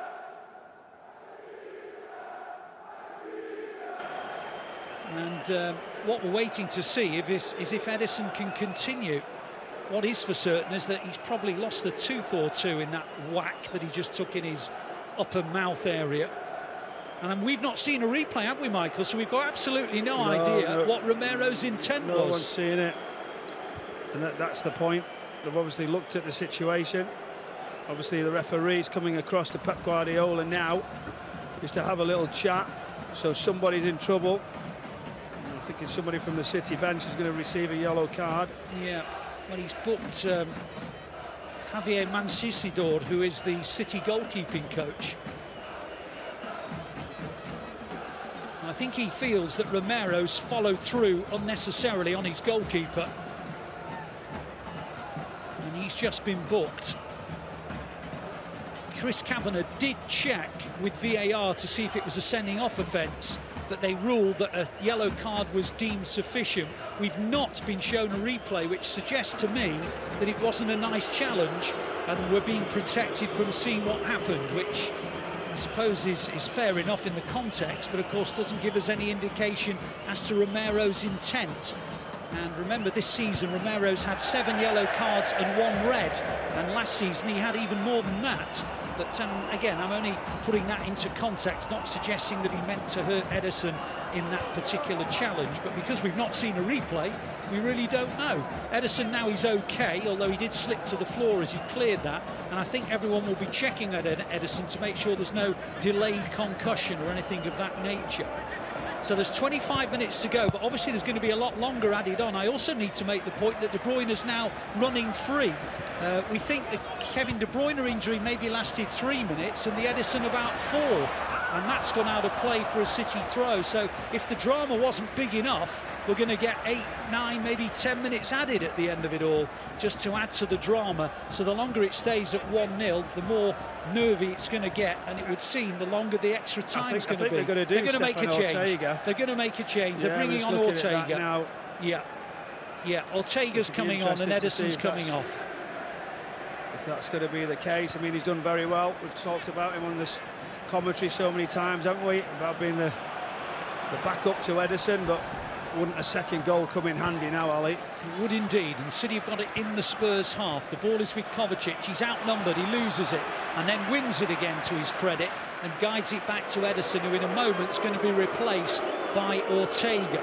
He plays it to Akanji into De Bruyne, who seems to be recovered, which is good news, but he doesn't look totally 100% fit, but he wants to battle on. The ball is in Spurs possession now with Maddison. We've not reached the midpoint of the second half. We think there's going to be around 8, 9, 10 minutes added at the end of the game. So there's a long, long way to go before anyone can celebrate a potential victory here. The ball is now with Pedro Porro. Pedro Porro into the gap, but Walker's there and chests it back to Ederson. Ederson picks the ball up. Goodness knows why a section of the Spurs fans are booing. I can't quite work out what they possibly think Ederson did wrong in that incident. But anyway, football fans are a strange bunch at times. So it's a double change for City. Doku and Ortega are about to come on as Ederson throws it out to Gvardiol. Foden is shoved by Romero, and it's a free kick to City just inside their own half, and they will now make that double change. So Doku is coming on, and so too Ortega. Final instructions from Pep Guardiola. Let's see who's coming off. Well, we know Ederson. Ederson's not thrilled about it. I think he feels he could have battled on, but I think... Oh, here, we're seeing a replay now, Michael. Let's have a look. What's your view? Yeah, I think the view is the stud is high, and I only just had one little glimpse of it. He was very brave as Ederson comes across to the far post, and if the foot had got contact with Ederson, it would have been a different matter, but it was sort of the back of his leg, I think, that come across and caught him in the mouth. So benefit of the doubt there for the Spurs player that he doesn't receive a red card. But interesting now, Ederson's really demonstrating with Pep Guardiola that he doesn't feel like he's in a mega place to continue, doesn't want to take any risk. He's thrown his gloves a little bit and he's not happy, and that's right. You know what, I don't mind that. He wants to stay on, he wants to show that he can continue. It means everything to these players, but this is what Pep Guardiola does. He makes key decisions, moments when people might not be in the best state, and he feels like he's got a goalkeeper who can come on and just be sure, in case you said the concussion kicks in or anything like that. He's took a big blow, and it might be the sensible move. Kevin De Bruyne, Jeremy Doku is also the other one, and now City need to get control. Long way to go, get moving the ball around, and let's get rid of that last 10 minutes or so that's been disjointed. Yeah, so De Bruyne and Ederson off. Now Bernardo Silva inside the penalty area, onto Foden. Foden tries to burst through, away by Romero. Pape Sarr picks it up. Inside the penalty area, Pape Sarr hits a ball out to this near side. Great ball, actually, to Brennan Johnson. Challenged by Kovacic. Free kick to Spurs. Johnson wants to take it. Kovacic stops him and will get booked for doing so. So a yellow card for Kovacic for stopping the delivery of that free kick as Spurs try to take it quickly. 20 and a bit minutes to go, plus we imagine 10 minutes added. Ederson has gone off after an injury. De Bruyne has gone off after an injury. Both soldiered on. Ederson's furious that he's been taken off. And the players who came on, obviously Ortega, and the other one was Doku. So 20 minutes remain at the Tottenham Hotspur Stadium. Spurs 0, City 1. The Haaland goal from the De Bruyne assist in the 52nd minute. But we've got a very, very nervy half hour or so, because I'm going to assume there's going to be 10 added minutes on the end of the 20. Ball's with Pape Sarr on the edge of the Spurs area. He helps it on to Pedro Porro. Pedro Porro darts forward. On it goes into the possession of Brennan Johnson. Johnson getting into the final third. Gvardiol goes with him. Ball into Kulusevski. Good tackle by Rodri. And then Kulusevski. And then Ortega makes his first save. Spreads himself wide. Blocks the shot from Kulusevski and holds on to the rebound. Yeah, Kulusevski, dynamic, gets into areas, he gets through, he managed to strike really close to Stefan Ortega, who's just really waiting for that first touch. It looks like it's going to go through his legs, it just manages to bend down slightly. Great save near post and a great ball out now to set City away. Yep, Bernardo Silva plays it back to Foden, midway inside the Spurs half. On it goes to Doku, playing centrally at the moment. Doku into the gap, can't find Haaland. Away by Romero. City win it back with Kovacic. On it goes to Doku. Doku takes on Romero, gets beyond him, breaks for Gvardiol, and then Kovacic, and now Akanji. Doku, interestingly, is not down the wing. He's in the central area, in the hole behind Haaland, which is fascinating. The ball is now with Diaz. Oh, he's gone into a bit of a cul-de-sac, but he comes out with Rodri. And now Akanji, and on to Gvardiol. Gvardiol steps in, comes across, good ball, Foden. On it goes now to Doku. Doku on the edge of the area. Can he get beyond Porro? Goes beyond him, plays the ball across the face of the goal. Did the goalkeeper get a touch? Yes, he did. Corner. First City corner of the second half. Vicario says, I didn't touch it. Let's have a look. Did he? Yes, he did. How bizarre. When the goalkeeper says he doesn't. I think he might have. Yeah, absolutely he did. Do you know, he's come inside, hasn't he, Jeremy Doku? But then ultimately he will find his way down that left-hand side. Josko Gvardiol goes inside, Phil Foden sweeps it back out. Jeremy Doku squares up Porro. Thinking, let's have a look at that. Goes to the line, little touch, goalkeeper just pushes it away. Set piece now, nobody near the goalkeeper, so City leaving him alone, but I think they might have a late one coming right on his toes. Yep, Foden's going to hit an in-swinging ball into the central area. Diaz at the far, but Pedro Porro clears. Kovacic with the side foot. And Vicario will watch it drift out of play for a goal kick. So Spurs 0, City 1. Erling Haaland in the 52nd minute. We've got 18 minutes of normal time, and we think another 10 on top. So there's a long, long way to go. The ball is with Vicario, under a bit of pressure, plays it to Dragushin. Dragushin helps it wide. On it goes, and City win it back, and it goes out for a throw. It was a challenge by Rodri, midway inside the Spurs half. Ederson is still seething about being taken off, and he's really upset that he couldn't continue. And in fact, there are tears in his eyes.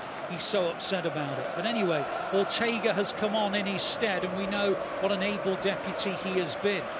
Pape Sarr's got the ball. Now it's helped on back to Pape Sarr from Højbjerg. Højbjerg in the middle third, but inside the Spurs half. On it goes to Kulusevski. Kulusevski goes back into the possession of Romero. Romero has Dragushin to his left, still with Romero, still inside his own half. Plays it to Højbjerg. Højbjerg still inside his own half. On it goes to Kulusevski. Back into the Spurs half again with Højbjerg. Højbjerg to Romero. Romero still inside his own half. Level with the edge of the centre circle, goes back to Vicario. Vicario well outside his goal, finds Romero. Romero helps it on to the right side to Porro. Porro into the gap, good ball to Johnson, and away comes Akanji, and out comes Ortega. And Akanji showed his wonderful acceleration there, Michael. Yeah, great recovery run. Not only the pace, but using his body, getting across the opponent. Ortega comes across, give him more confidence, won't it? Getting hold of it. And his teammates, he's done well. Now that sweep and move, I think, get it into the spaces where we can.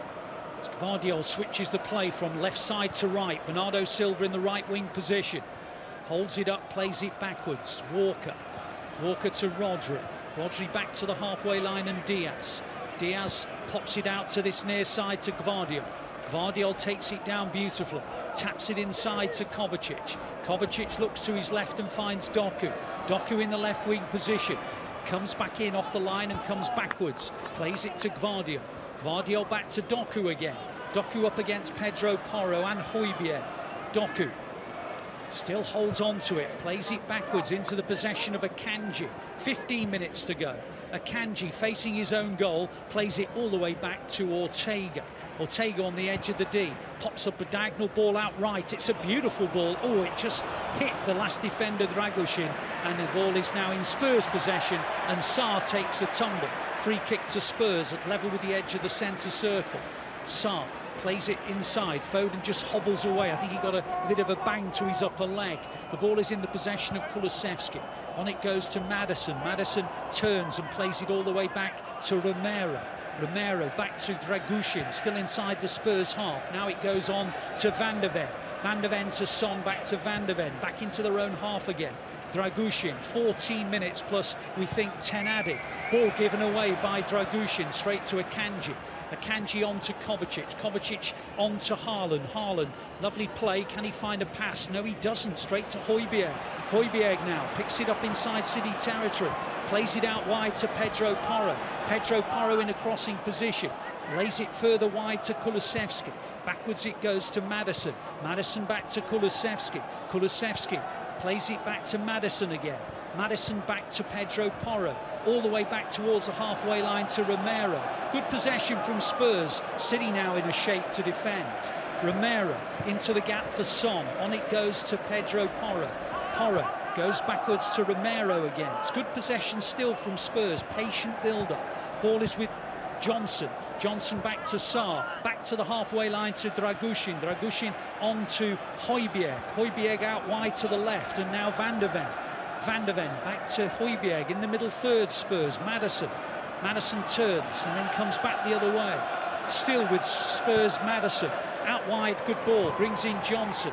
Johnson goes back to Kulusevski. Now there's a bit of danger. Now they're on the edge of the final third. And now it's back with Maddison again. And helped on into the possession of Dragushin. And back it goes to Højbjerg. Højbjerg with a diagonal. Good ball. Lots of space out wide for Pedro Porro. No pressure on him. Delivers the ball off Doku. Goes out for a corner. Spurs corner. Their second of the second half.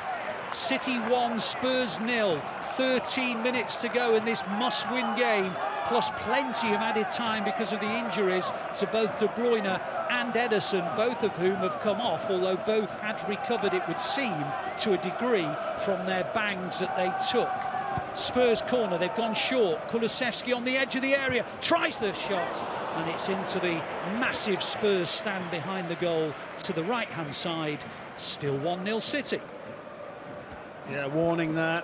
Whenever Kulusevski's anywhere near shooting range or space in front of him, you must close down quicker. Jeremy Doku comes out for the short corner. Maddison reverses it, but you need another one. You need to get closer quicker, or he will punish you. You're just waiting, like that first delivery into the back post, that injured Ederson. A wonderful left foot. He delivers so well that time. The warning shot went over. But now it's interesting. Stefan Ortega's going to go direct into Erling Haaland, right in front of Pep Guardiola, which is strange tactics. Yeah, straight up to Haaland, who won the header, but Højbjerg takes it down. Haaland wins it back. Rodri prods it to Foden. Kovacic's challenge, wins it, heads it on to Doku. Doku gets beyond Porro, who then wins it back. Now Sarr has it, and then Sarr poked it to Højbjerg. It breaks for Pedro Porro. In it goes to Maddison. Maddison just caught by Rodri, and it's a free kick to Spurs. And Maddison bangs the floor dramatically because he lost the boot in that challenge to Rodri. I don't think it was a bookable offence, to be absolutely truthful, even with blue-tinted spectacles on. But anyway, he did catch the end of Maddison's boot, and it's a free kick to Spurs. Maddison pushes that foot straight into the boot again. Spurs fans not sure whether to laugh or cry at the moment. There is 11 minutes to go. Spurs free kick inside their own half. City fans don't know what to do either. They're just nervous, hoping for a second goal. Ball goes all the way through, and Diaz loses it to Kulusevski, and Ortega makes the save. Well, what happened there? City looking for an offside flag. I don't know what they were thinking. And Kulusevski got in, and from point-blank range, Ortega smothered him. We'll come back to that in a minute. Maddison on to Pedro Porro, and now Højbjerg. And now Pedro Porro, and back to Maddison again. Real danger here for City, almost a nervousness about City. 10 minutes to go. They're on the halfway line with Dragushin. Dragushin comes forward, pops a ball in, good tackle. Haaland picks it up, good flick to Foden. Foden now, down the middle, try to find Haaland, but the ricochet falls Spurs' way. And now Spurs can come on the counter, and wide it goes to Johnson. Johnson in the right wing position, back it goes to Porro, and on it goes to Maddison, and on it goes to Sarr, and Sarr hits the shot, which is blocked by Bernardo Silva. Sarr picks up his own rebound, looks to the left-hand side, Walker's onto it, and he's fouled by Son. Referee says no No, you weren't. Sarr picks it up. Maddison, Sarr, Maddison, all in the central area. This is danger. Ball goes on to Kulusevski. On it goes. That's a good ball. Brennan Johnson in a crossing right-wing position. Guardiola comes to meet him. Edge of the area, Maddison. Scooped in, headed away by Bernardo Silva. Picked up by Højbjerg. We're going to have a very nervy 9 minutes of 90, plus probably 9 or 10 on top, because there's still a long, long way to go. City aren't over the line by any stretch of the imagination. Maddison in central midfield. Good ball. Brings in Johnson again. Johnson, good ball to Pedro Porro. Akanji comes across, and on goes Doku, and now Guardiola, and into the gap for Rodri. City need a period of just controlled possession. Bernardo Silva, City playing counter-attack football here. We don't normally expect it from them, but they're having to do so, and now there's a bit more measure about the play that City have got, and Rodri hits a diagonal ball out to this near side, headed back by Pedro Porro and into the arms of Vicario. There is a real danger about Spurs, Michael. Yeah, there is. City just sat in, finally get the ball back. Rodri tries to play the big diagonal, gives the ball back to him. Obviously moving it, they've got a zip, but as well as City, more than comfortable, can counter-attack, wider positions. Bernardo's looking the one at this moment. Jeremy Doku where possible. See a late surge and big chance of getting in. Yep, Walker in the right wing position, goes backwards into the possession of Bernardo Silva, and then Foden, and then Rodri, and now Kovacic, and now Foden and Kovacic. Little spell of controlled possession. Rodri, little triangles in the central area of the pitch. Kovacic and Rodri under pressure, but he finds a pass to Diaz. Diaz to Walker. Walker back to Diaz. Diaz inside his own half. Delivers to Ortega. Ortega onto Rodri. Sorry, Akanji. Akanji with Rodri just to his right. Goes to Foden. You can probably hear the City fans singing "We're Not Really Here" in the left-hand corner as we look at it from the main stand at the Tottenham Hotspur Stadium. The ball is in the possession of Walker. Good ball to Foden. Foden now, a little bit of a gap. Finds Haaland. That's a bookable offence when the referee allows play to come. Van der Ven pulled him to the floor. City in the right-wing position with Bernardo Silva. Bernardo Silva goes backwards to Foden. Foden's up on his feet after being hauled to the floor by Van der Ven. Here is Foden again. Little pocket of space, but not too much of it. Finds Rodri. On it goes to Kovacic, and Kovacic to Akanji. Akanji outside to the right-hand side. Bernardo Silva heads it back to Walker. Walker plays it into Rodri. Rodri to Kovacic. Kovacic to Haaland. Haaland holds it up. Romero, little ankle nibble. Ball comes back to Kovacic and Foden. Space out wide for Doku. Now give it to him. Give it to him. Now Doku. Oh, he won't get to it. Wasn't a good ball. Really should have played it a bit earlier and with a bit more zip. And Pedro Porro got it away. Yeah, he did. Really good. Moving it. Whereas Haaland tries to stretch the pitch a little bit longer. Guardiola gets it on the edge, but he's wondering, should he shoot? Should he play Jeremy Doku? Pedro Porro has just got his distances right. Just plays it late. Very, very short. Porro just clears the ball away, but now the Spurs' turn. They're looking to make more changes. Pep Guardiola just running out the technical area. Just telling Rodri, Kovacic, Phil Foden to get a little bit narrower. Bernardo seems to be the outlet. Lo Celso and Skip have come on. Højbjerg and Sarr have gone off. The ball is in City possession on the halfway line with Diaz. Diaz pops it out to the left-hand side. Doku gives chase. Spurs say he's offside. Flag stayed down. Doku up against Pedro Porro. Plays it backwards to Guardiola. On it goes to Kovacic. Kovacic, City fans saying, "Come on, City," in the corner. Ball goes out wide to the right-hand side. Lovely control from Bernardo Silva. There are 5 minutes of the 90. We imagine another 9 or 10 on top, though. The ball out wide to Bernardo Silva, right in front of those City fans. Bernardo Silva to Foden, to Bernardo Silva, and back it goes to Walker.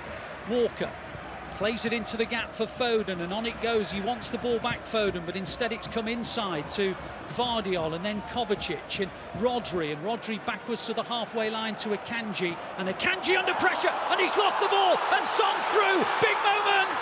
Oh, great save by Ortega! One-on-one, City's nemesis, and Son couldn't get it beyond Ortega. He came on as a substitute for Ederson and has just made one of the biggest saves of the season, Michael Brown. And against all people, you know he can score a goal against City.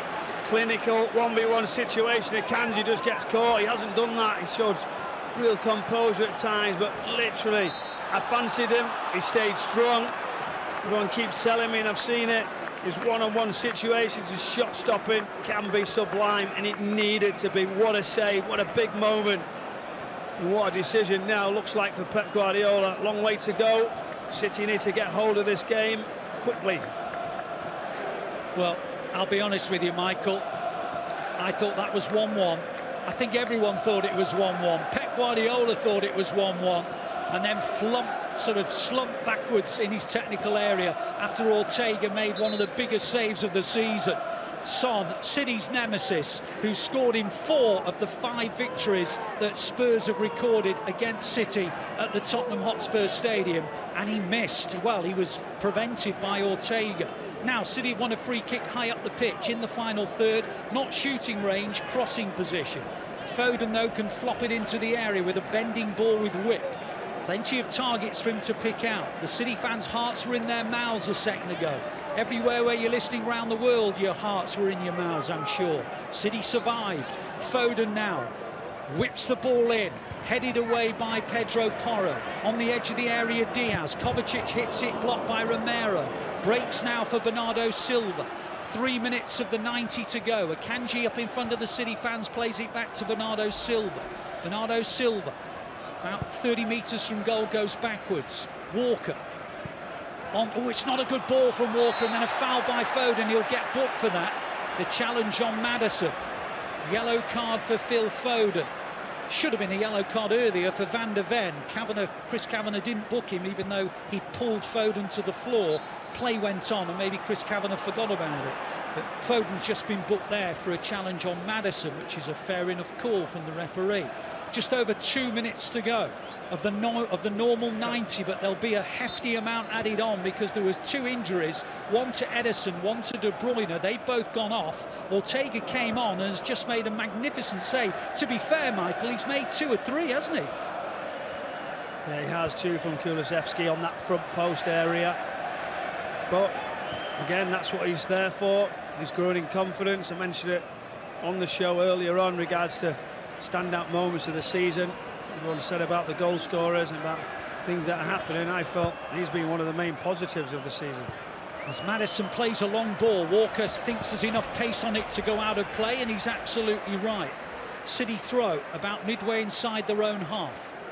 The City captain, Kyle Walker, picks up the ball in his right hand. He's got it.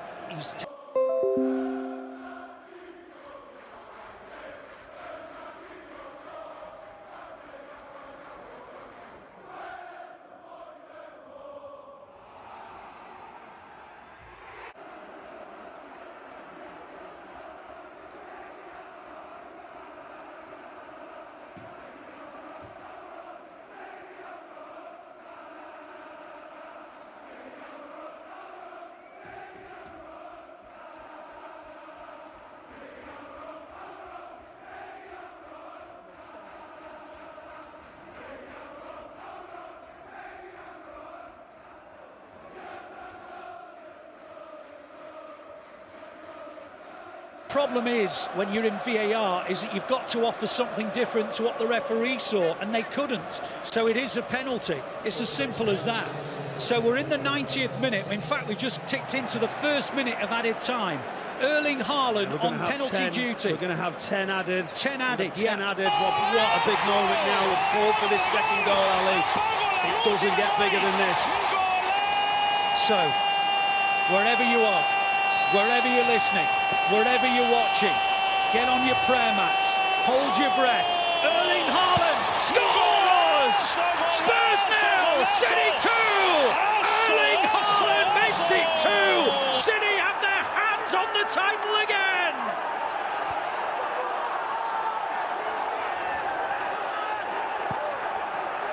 What about that? Look at the celebrations in that far corner, right in front of those City supporters.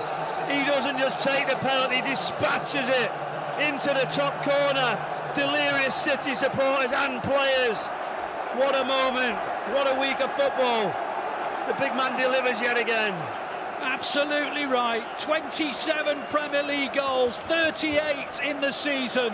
None more precious than that. Vicario went one way, Haaland hit it the other.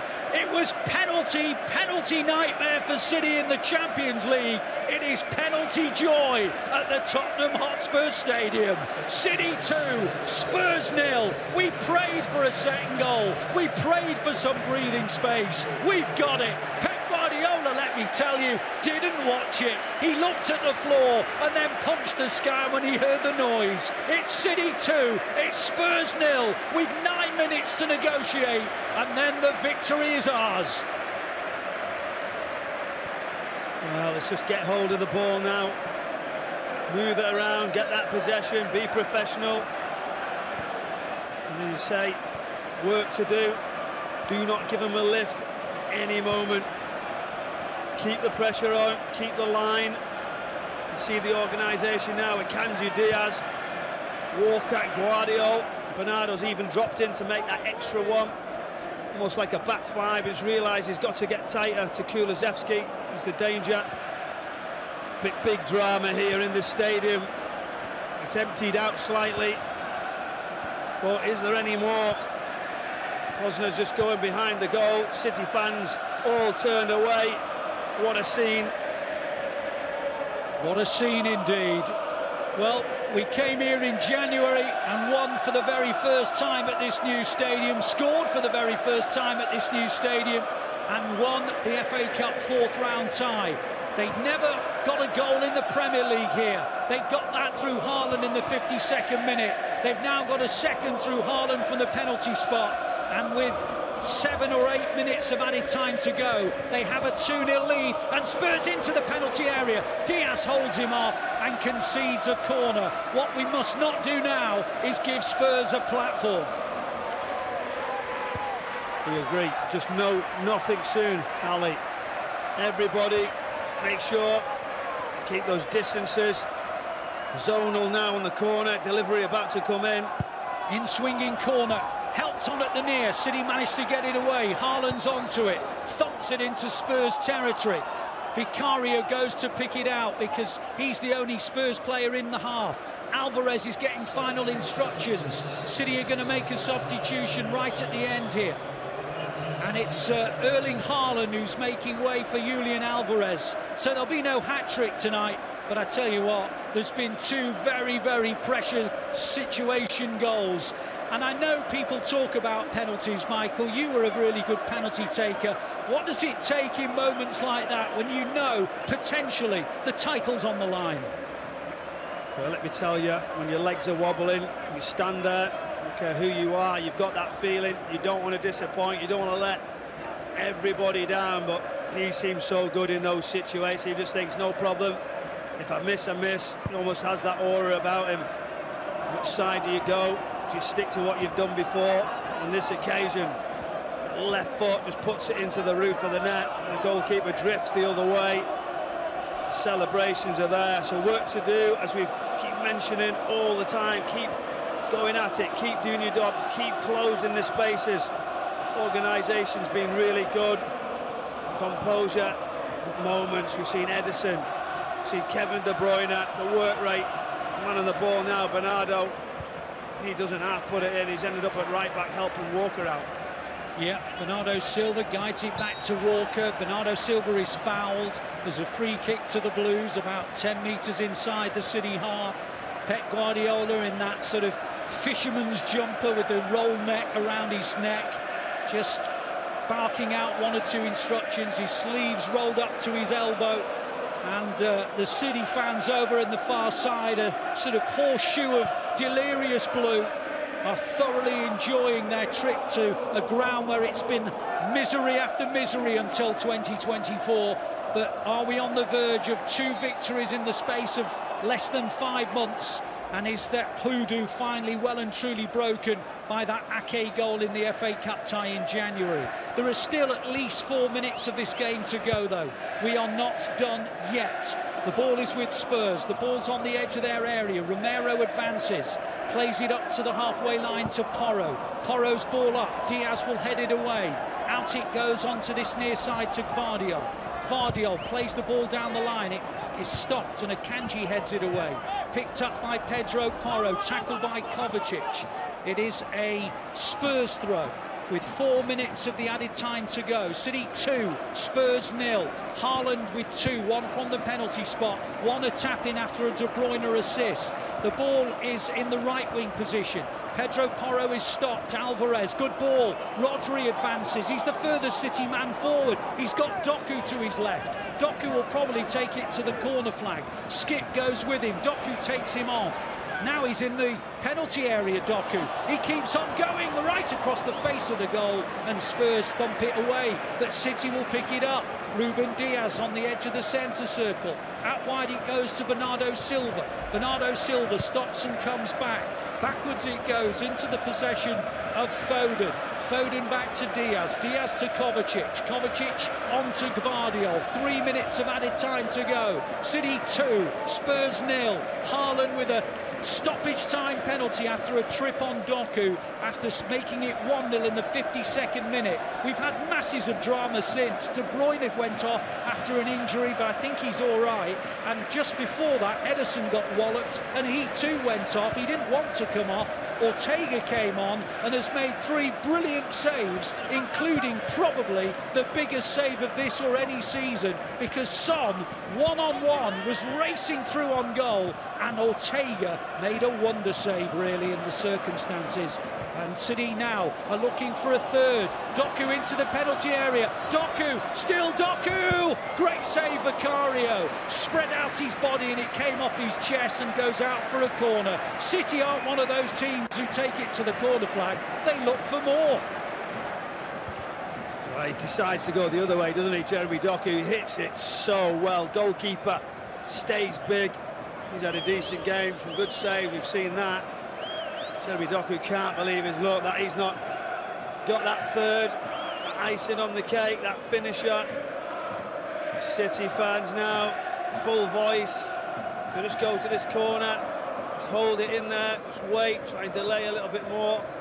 That was a big chance. It was. Fascinating, isn't it, the ending, Ali? Yep. City still find that space. Once you leave those areas, you just come forward so quickly, and could have been another one just like it was at Fulham.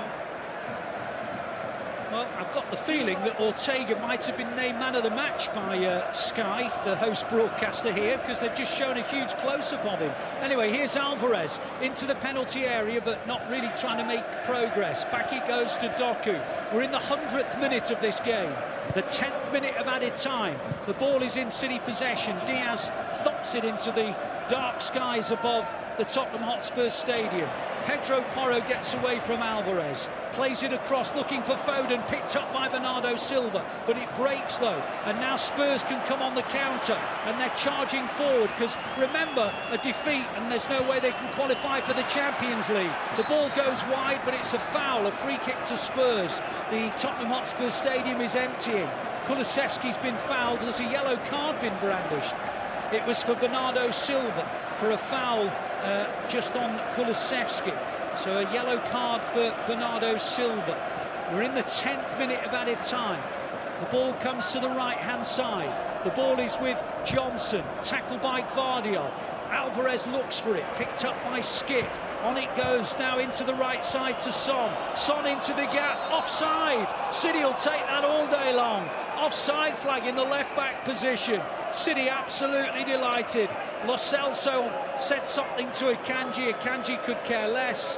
And I tell you what, Michael, when you reflect on this game tonight, the save from Ortega from Son might go down as one of the best of this or any season. You're not wrong. Big save, a big call from the manager. Yes, Ederson was upset. He'll get over that and realise his team are a step closer to that weekend's game. And there's that whistle, Ali. What a moment. What a moment indeed. City's first ever Premier League goal at the Tottenham Hotspur Stadium was now followed by their first ever victory at the Tottenham Hotspur Stadium in the Premier League. And the fact is that a night that City had to emerge victorious, they have done so. Yes, there were twists and turns along the way, some brilliant goalkeeping from Ortega, but when we needed it, who was there? Erling Haaland. De Bruyne with the assist for the first, of course it was. Doku brought down in the first minute of added time, and Haaland tucked away the penalty. But Son's one-on-one with Ortega might be reflected upon as one of the key moments of the season, because had it gone in, who knows what might have happened. It didn't, and City have won by 2-0, and they have one hand on the Premier League trophy, and a place in history beckons. Tottenham 0, City 2.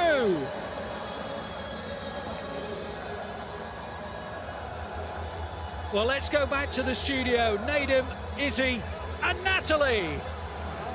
City have done it. They have beaten Spurs in the league at the London Stadium.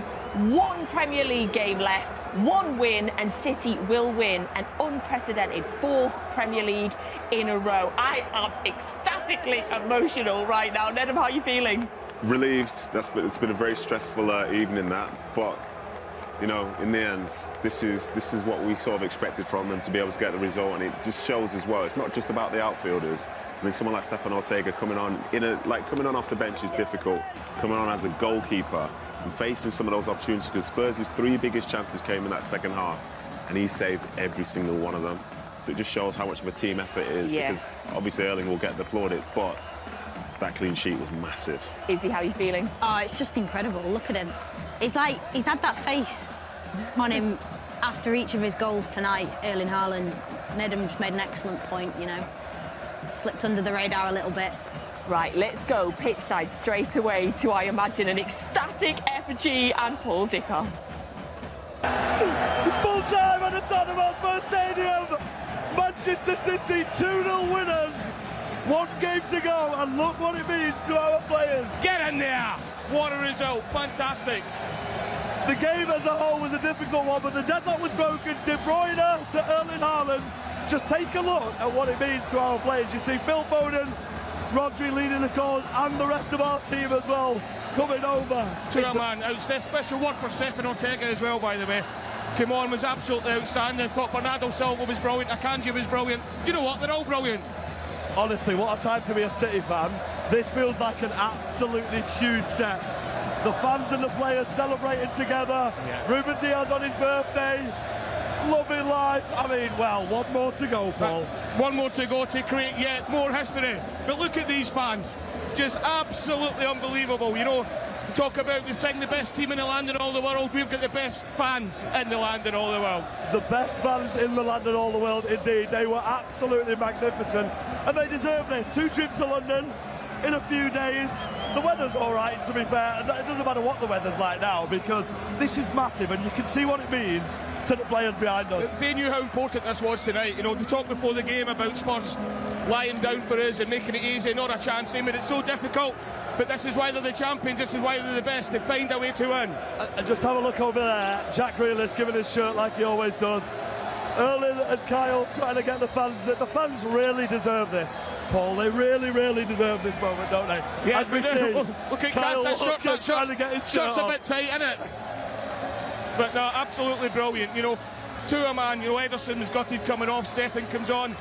But look, these fans deserve it. What a night they're going to have in London tonight. I might join them actually, FG. What are you up to? Honestly, listen, Ruben's putting his shirt in as well now. It feels like a significant moment for these players, and they deserve everything. They do, and look, they'll enjoy tonight, but they know that the job's not quite done yet.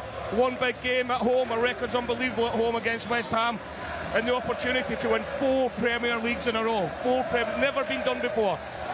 4 Premier Leagues in a row, by the way, Paul just said.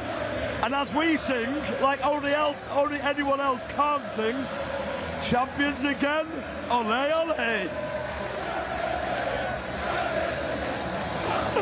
Let's head back to what will be a very, very happy studio. We're going for a cup of tea and a slice of toast now. Paul Paul Dickoff telling a stinking lie there.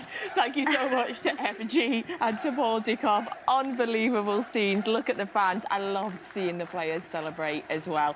One game left. It is not done yet, but oh my goodness, does it feel close. So what an evening for Manchester City. Oh my gosh, I'm just...